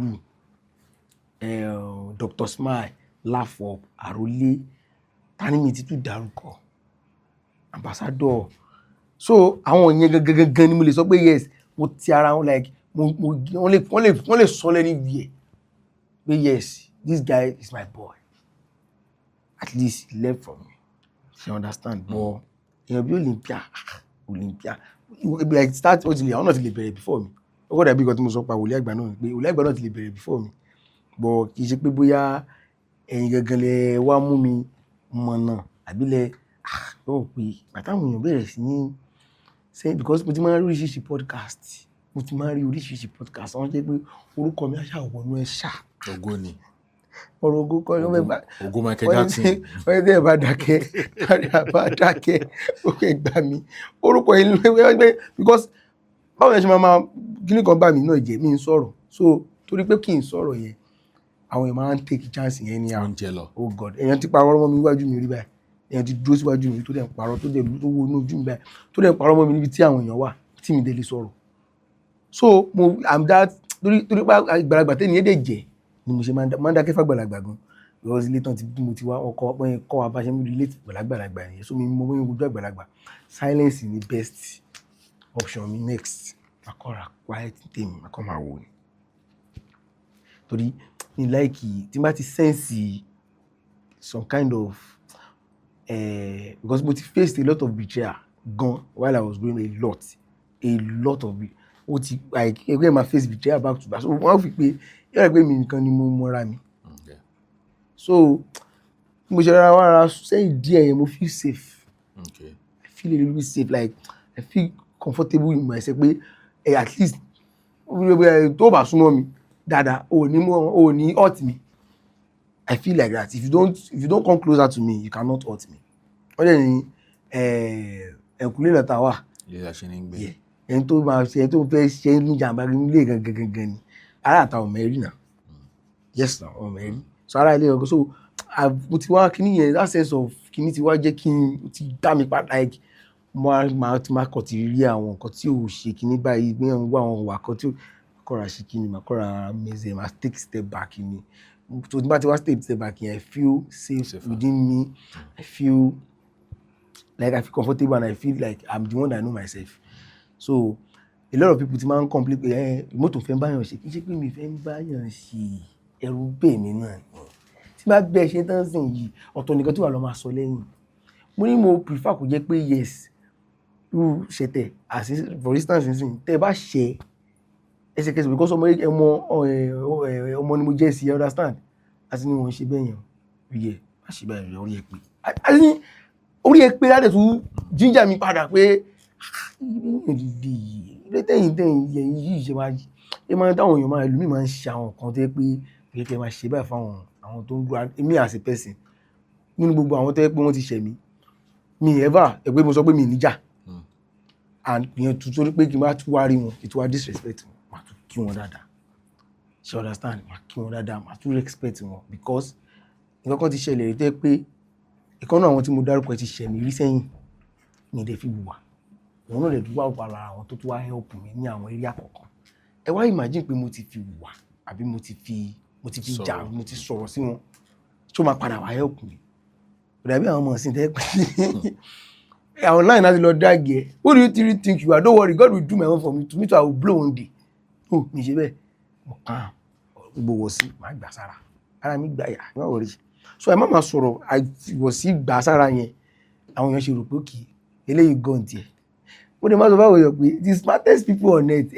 they are comedians o àwọn èèyàn má fi comedians ṣeré gan comedians are the smartest go and check anywhere they are one of the as in tẹ́bà lọ wọ àwọn tó ní IQ jù ní world research ni mo ti lọ rí comedians are part of them they are very very smart ẹni tẹ́bà tó lè múyàn tó lè calculate nǹkan tó ń fẹ́ sọ láti fi pa yín lẹ́rìn is a very smart person tó dẹ̀ mọ̀ pé máa rẹ́rìn he is a very very that person is a very very smart person so wọ́n á rò pé bọ́ comedian ni wọ́n yẹ kó o mọ̀ pé ẹni yìí náà máa smart na kó gọ́ bọ̀ èmi á ṣe kí ni mi àdákẹ́ ń tèmi náà because èmi mọ ibi tí mo ń lọ ẹ̀rọ bíbí ló ti ṣẹ̀ mí ẹlòmíì ẹnìkan ti wojú mi rí lórí stage jókì tèmi àti ẹjọ́ jókì mi tí mo wá sọ pé kí mi tí mo fẹ́ bá ṣe àwájọ ṣe jókì yẹn ó dẹ̀ wojú mi so òun náà kọ́kọ́ pè síwájú mi no èmi mọ́ ọkọ̀ lọ so wá ní tí òun bá ti ń ṣe tọ̀dọ̀ tòun wọ́n máa pè èmi wá so a máa jọ ṣe jókì tèmi yẹn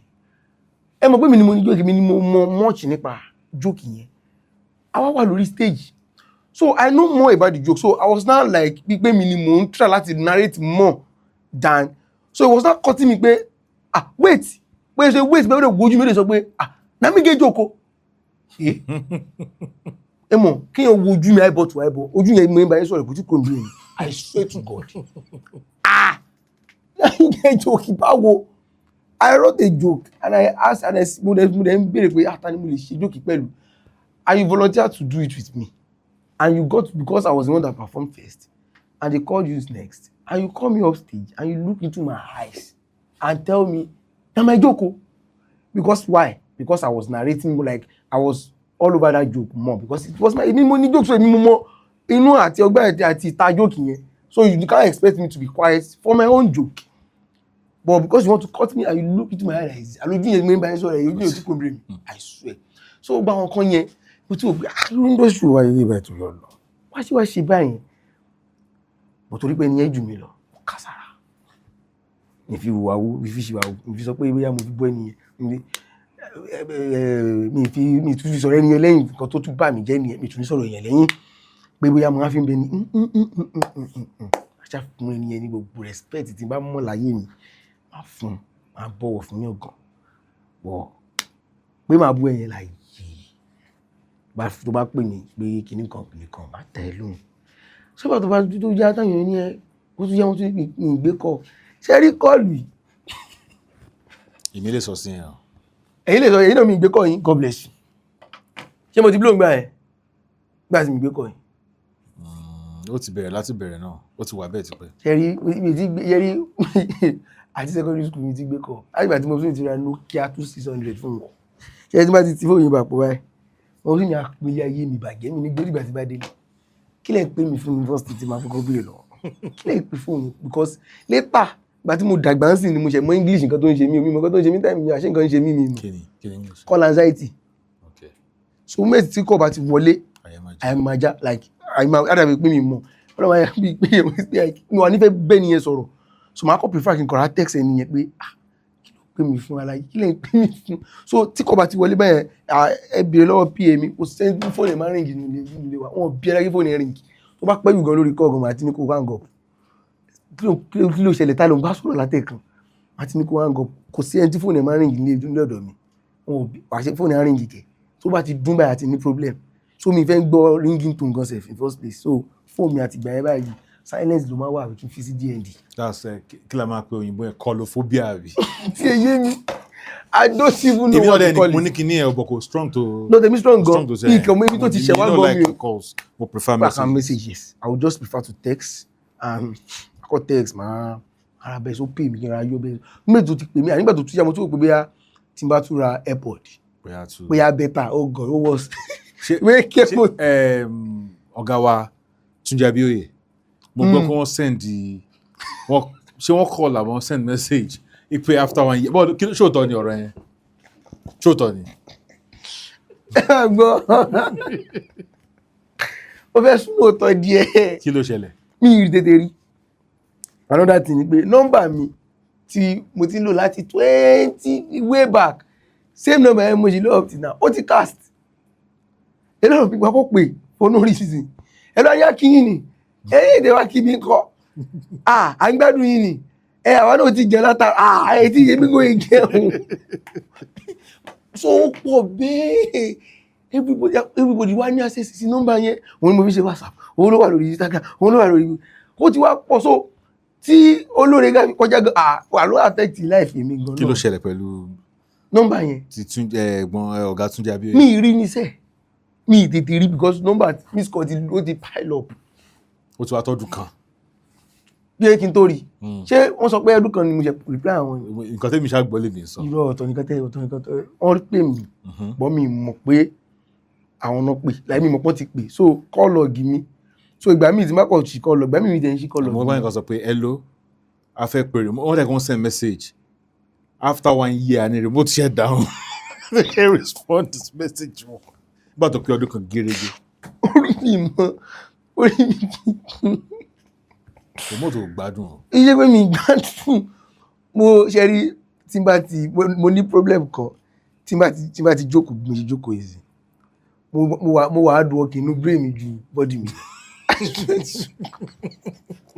I'm serious. Physically, I might be lazy, but mentally, mo hard work. Mo máa task brain mi gan, máa ronú gan. So, nígbà tí mo fi ronú, mi fẹ́ kí anybody disturb ẹ̀. Ẹ tó bá wá kí mi lé àwọn ẹ̀ máa rò pé àti bá wà nílé pé máa wà jovial gan. Máa ní time tí máa wà jovial. Ẹ̀yin comedians ẹ máa ń burú lé náà. Tí bá wọ́n ní time tí máa wà jovial. So, tí bá wà nílé, I want my quiet time. Nothing should disturb me. I drop phone, I drop everything. Fẹ́ ronú orí mi. Kan tí bá wò mo fẹ́ wò. Anybody wá pè mí.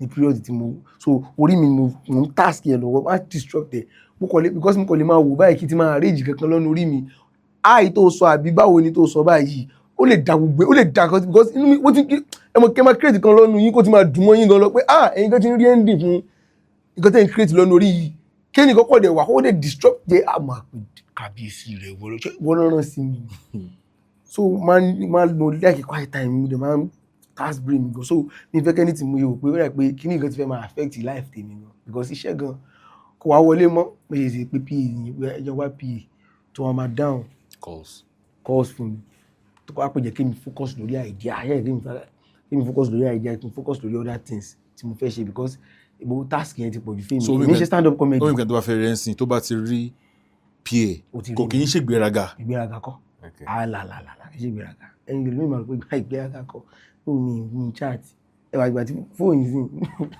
ẹnìkan yọ ẹ mi bẹni tó test ẹ ẹwọn ẹ máa test mi tó bá ti rí mi wọ́n fẹ́ wò bóyá ó máa ń ring pé mi gbé wọ́n bá ti wá pẹ̀lú mi wọ́n á dá ẹ̀ nọ́mbà ẹ̀ wọ́n bá ti wá dá ẹ̀ nọ́mbà ẹ̀ bẹ́ẹ̀ àti wọ́n sọ̀rọ̀ ló mọ́ ayọ̀ fóònù mi jáde later you call me máa wọ̀ pé you call me I wan know where you dey put phone where you dey put phone so you wan dey test me tell God say you no ring grandma mi kò ti ṣe fún mi grandma mi pé mi ọ̀rẹ́ mi yẹ báyìí wọ́n kọ̀ ojú mi ẹ̀kan lọ́rẹ̀ wọ́n kọ̀ mú fóònù wọ́n kọ̀ dá iná báyìí wọ́n wò mí àkókò yé mi kan tó wò mí fún mi ṣáà wò wọ́n àtẹnu wọ́n wò mí wọ́n wá fi èdè ọ̀wọ́ sọ kẹ́rí fóònù ẹ̀ mo ní kí nìyẹn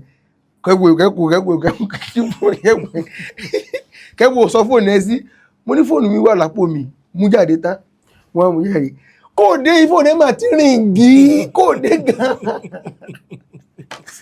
ọmọ pé mo ní kọ́ gbà mí máa wá báyìí kí tó lè pèèyàn pé mo wá fẹ́ pèèyàn bá sọ̀rọ̀ àti ìrònú àti ọkọ̀ bá mi pé kí tó ṣe pé mo fẹ́ pèèyàn lórí fóònù o máa pè nìyẹn ẹni bá ti bẹ́ nìyẹn sọ̀rọ̀ tán máa ṣe wà mí kàlẹ́ ara mi á balẹ̀ kí ló lè tó lẹ̀ méjì tí mo ń bẹ́ nìyẹn sọ̀rọ̀ báyìí asáìtì yẹn máa rú sí ni àyẹ̀mẹ́ máa rú sí kọ́tọ̀ ìlú ẹ̀ máa lọ ní kàdíàkà ó mọ̀ ṣe pé wo kọ́ ni yóò ṣe kí ni dókítà pè ní oògùn ẹ̀ èmi ò tẹ̀ wá mọ̀ wọ́n ti fà tó wọ́n ní common sáàrin later mo pẹ̀ wá ṣẹ́wọ̀n àárẹ̀ àwọn study tó ṣẹ̀wọ̀n ń jáde ní mo mọ English nǹkan tó ń ṣe mí recently ni mo ṣe mọ nǹkan tó ń ṣe mí pé ó rẹ̀ pa ràn mí recently ni mo ṣe mọ mi ń gbọ́ mọ because mi gbọ́ wò pé ìgbà mi màá tún fẹ́ try as much as possible láti meet up pẹ̀lú ohun ọ̀tá àwọn èèyàn sọ pé kò ń gbé kọ̀ kò yàn màá tún fẹ́ try láti meet up pẹ̀lú ẹ̀ pé irọ́ o pé yẹ kí tún try màá tún try báyà tún gbélé àánú this one is not for me this one is not for me. bọ̀ ṣe pa ṣáà ń ṣiṣẹ́ yẹn dáadáa. àwọn bídà iṣẹ́ kí ló gbọ́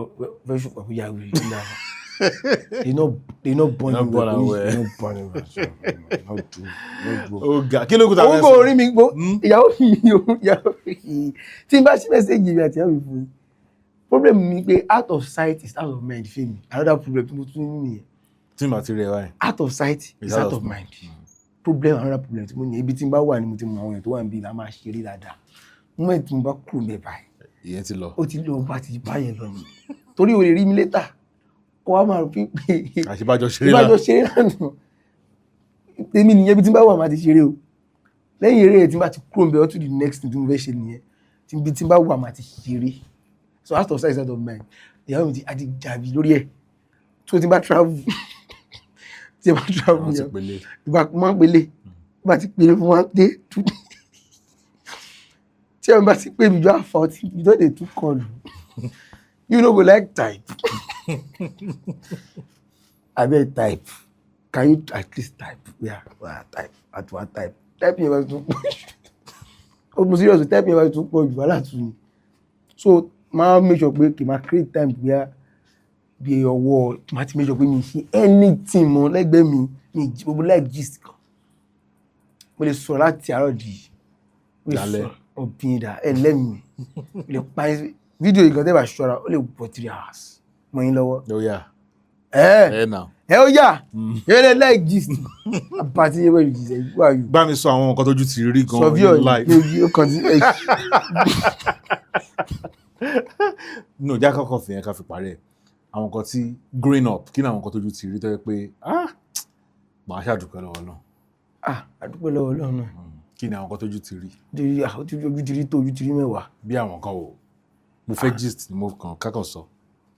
ojú ara ẹ̀ náà mo ti sọ yìí mo ti sọ ọmọ lára ẹ̀ náà ti face betrayal bíbélì lóríṣiríṣi àtọwọ́ àwọn senior colleagues junior colleagues àtúnyà mo pé kí lè ó tẹ̀ tó di pé skit tiẹ̀ tún dé báyìí skit tún dé tó tún bẹ́ǹṣì gbogbo àwọn sáà lọ́pọ̀ ìwé láti ẹ̀ tí ó pé ọ̀nà àtijọ́ tí mo wá lè báyìí and èmi ní passion fún comedy aside from pé I do comedy I'm also a fan of comedy so I'm not just a comedian. Okay. I laugh at people's jokes. I enjoy people's joke. I enjoy laughing too.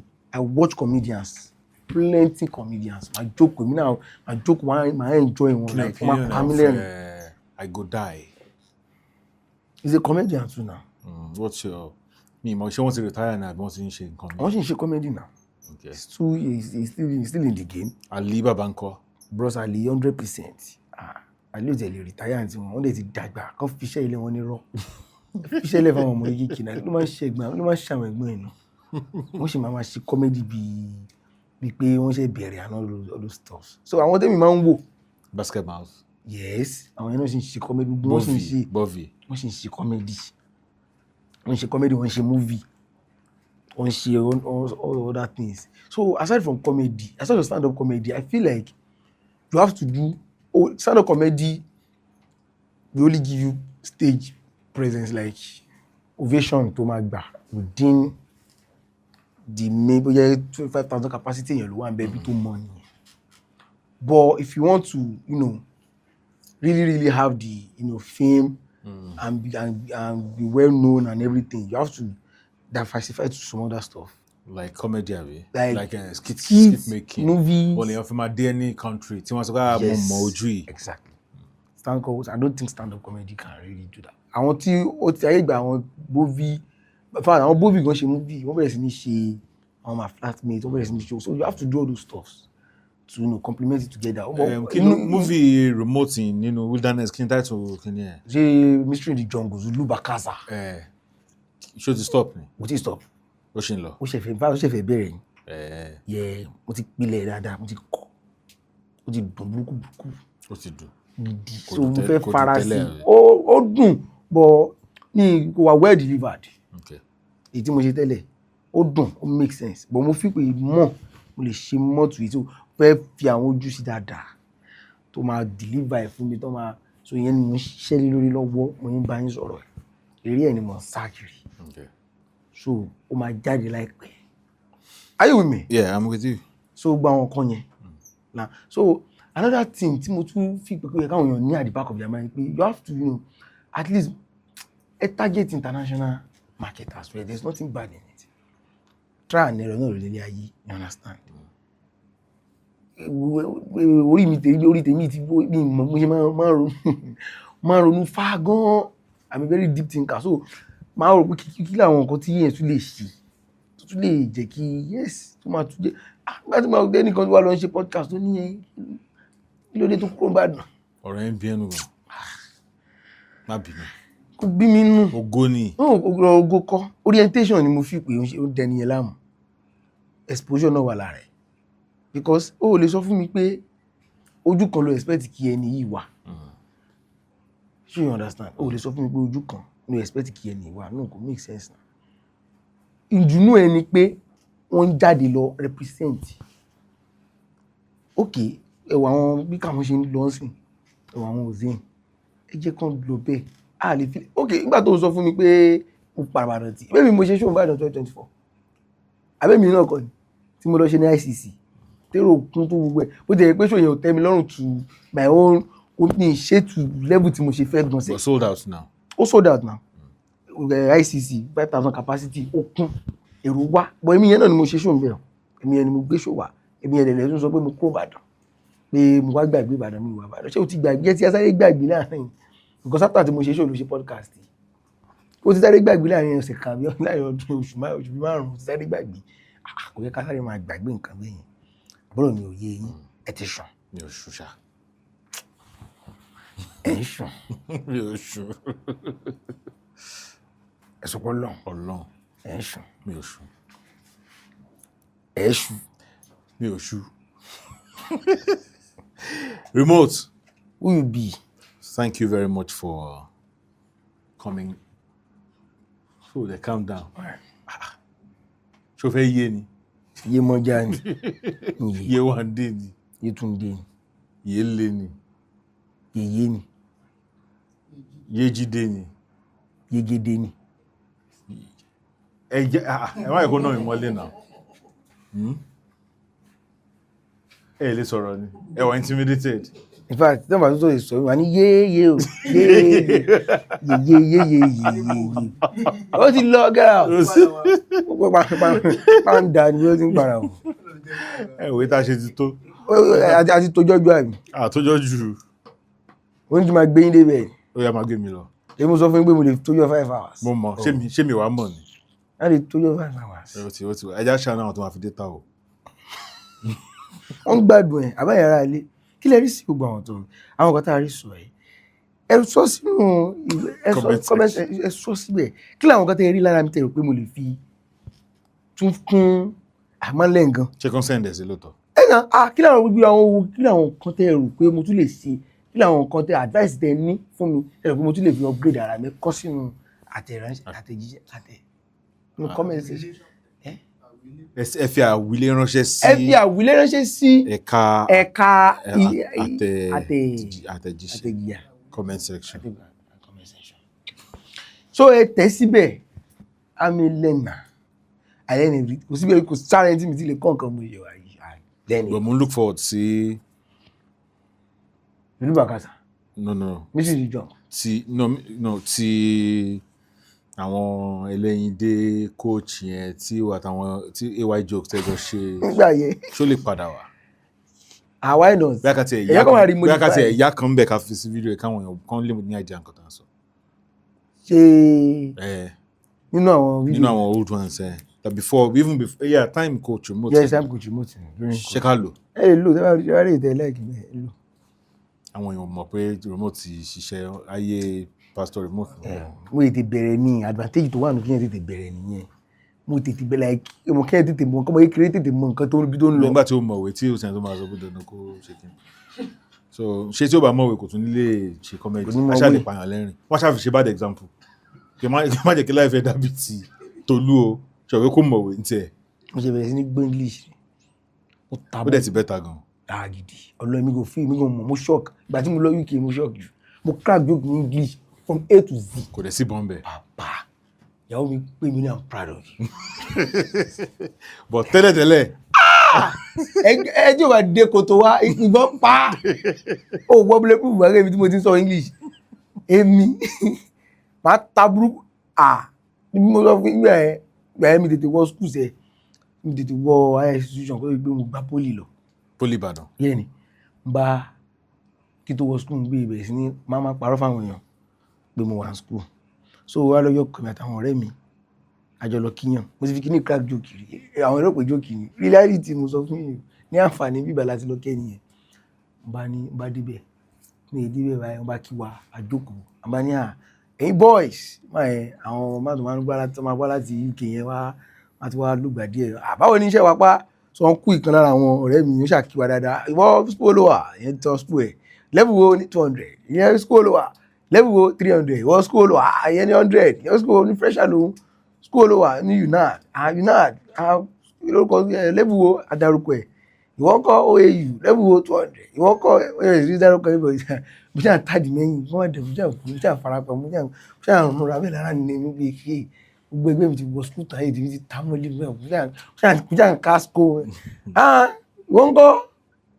bẹ́ẹ̀ mi sà ó ní ẹni mo ní uni Ifẹ̀ kọ̀ọ̀kan yé máa yẹn olóyè nìyẹn àbí mo ní bẹ́ẹ̀ sà level wo so pàtó ní ìgbà tí mo gbọ́ ẹnìkan dárúkọ 200 ẹnìkan dárúkọ 300 ẹnìkan dárúkọ 100 gbogbo àwọn yẹn parọ́ mo ní level 250 bàbá lẹ́rí mo ṣe ẹ̀sìn ẹlẹ́rìí wípé ẹni wù ẹ̀ tí wọ́n yẹn bá ń gbà ẹ̀ bọ́bọ́ 250 rè ó gbórúkọ straight àríbáwọ̀ ni bọ́bọ́ 250 mo ṣe ẹ̀sìn wọ́n ní 250 wọ́n ní yẹ kó gba 3 wọ́n yẹ kó gba 290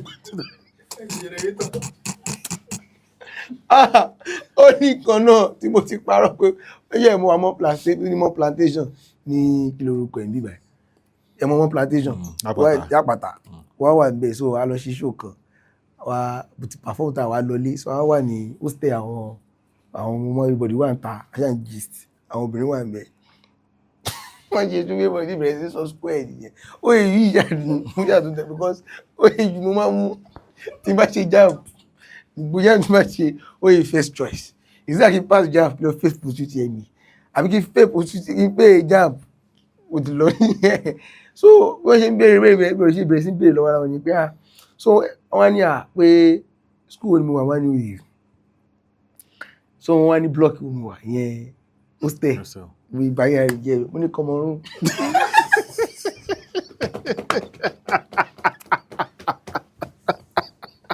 jẹ́ ẹni bọ́wọ́ tí mo sọ Cameroon yẹ wọ́n máa lé ọ̀rẹ́ mi kan tó ń lọ lọ́wọ́ èyí òun ló máa ń sọ pé àwọn máa wà Cameroon tẹ̀bí wá pé hostel ibi tó ń sùn kò kọ́kọ́ yàwó girls yẹn ṣé mo pé later nígbà tí mo rí mi ti ẹ̀ṣẹ̀ sí mbẹ̀ yẹn understand ẹ mọ èsì tẹ̀ ní ṣe pé ẹ̀yin lè máa lọ rí aláìsẹ̀ sí yẹn fúnra yín dẹ̀ sádélé pé ti tẹ́ láti tẹ̀ ti bọ̀.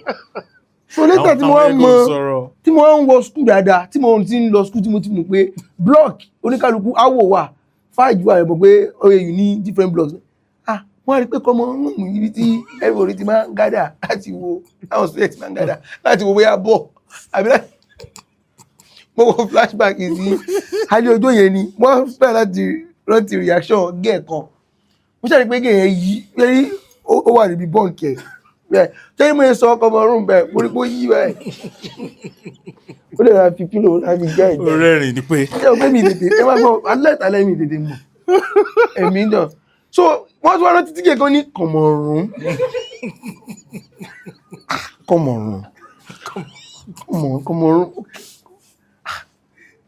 ó yẹ wọ́n tún ní Cameroon yẹn ní I've been to AU before pé mo ní yes pé it's very common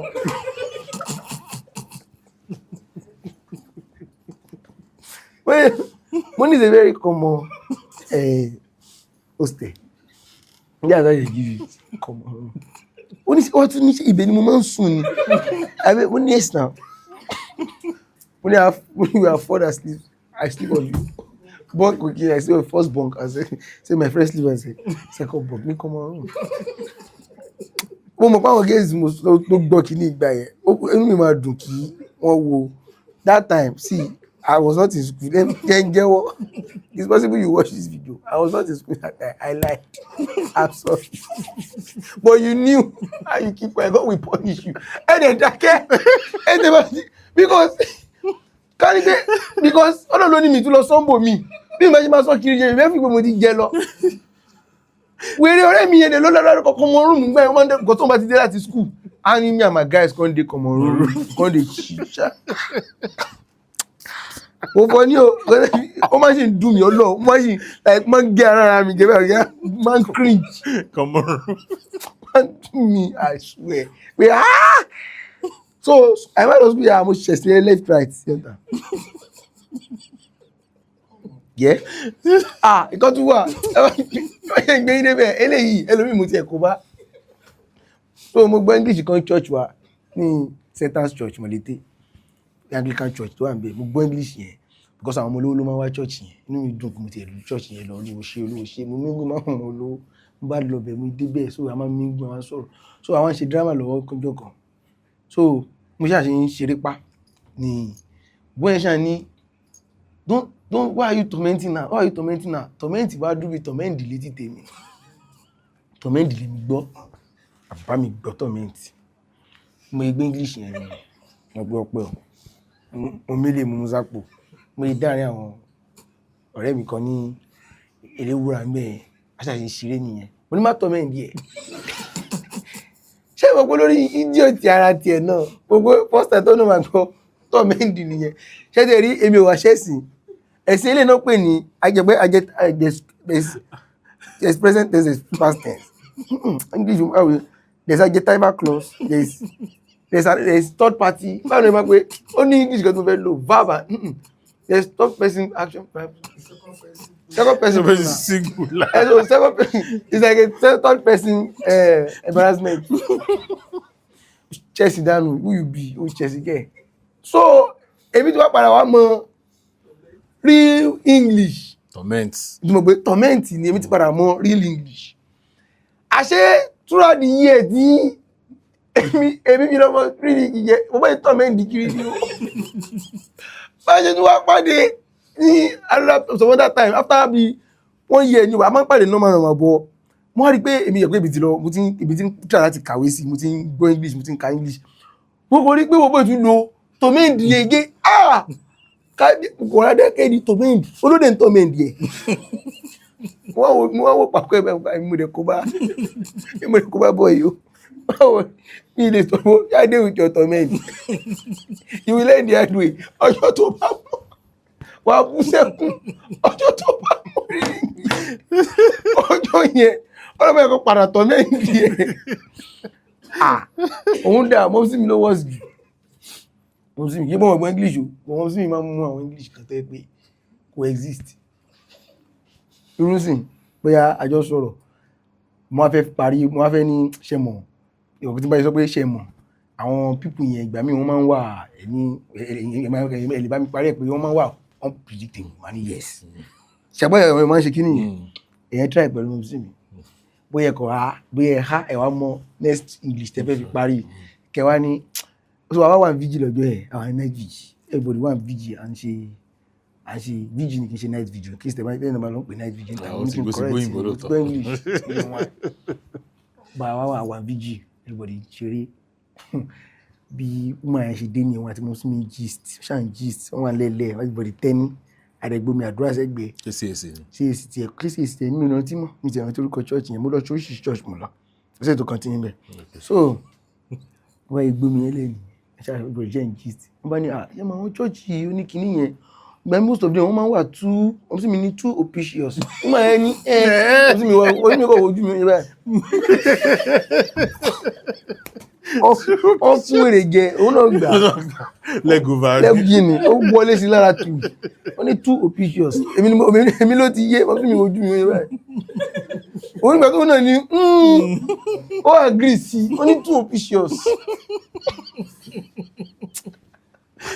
ọlọ́run ni mú English ti grandma mi ló wọ́s jù oh God grandma mi àtàwọn ọ̀rẹ́ wọn méjì wọ́n wá kíra wọn lé wọ́n yé dé nílé èmi wà ní yàrá àwọn àpalọ̀ àwọn méjì wọ́n dẹ̀ ń gist ọ̀rọ̀ lọ́rọ̀ lọ sọ grandma mi ń dẹ́ ní bí ẹnìkan nù àwọn ọ̀rẹ́ wọn ní wọ́n fẹ́ ṣàbùsí alábùsí ní ẹjọ́ lẹ́jọ́ wọ́n ní àwọn máa gbọ́ pé ọmọ ìyá Ṣẹ́gun yìí mà ti lọ lóyìnbó next person máa dáhùn kí ni ìlóyìnbó ló lọ ní àbá Amẹ́ríkà àti grandma mi máa bàjẹ́ grandma mi máa ní wọ́n máa ní ìlóyìnbó má jìnnà ju Amẹ́ríkà lọ tọ̀ mo ní tọ̀ ìlóyìnbó jìnnà ju Amẹ́ríkà lọ nǹkan bẹ́ẹ̀ gidi left right ìbọn kò lọ lóyìnbó Amẹ́ríkà ló lọ ẹ wo ẹ ká parí ètò ṣọ́ ọ ní ọ̀ṣọ́ lọ́bẹ̀ ṣògbẹ̀ tó bá ṣe jẹ́ pàdúrótì àyírí báyìí lọ fún ètò àtòyìn ètò dáadáa pẹ̀lú àgbà lẹ́tù ọmọ kékeré òun làwọ́ àwọ̀ yẹn náà ló sọ pé àbí kí làgbà lẹ́tù ọ̀kín kọ́ nìyẹn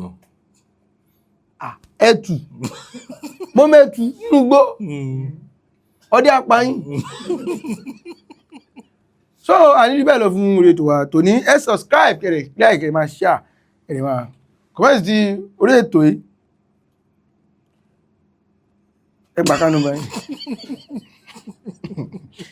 ẹ bẹ̀ mọ́ dẹ́yìn tí ẹ gbà kánú báyìí ṣòwẹ́ fún mi lówó ni. ẹ fi 25.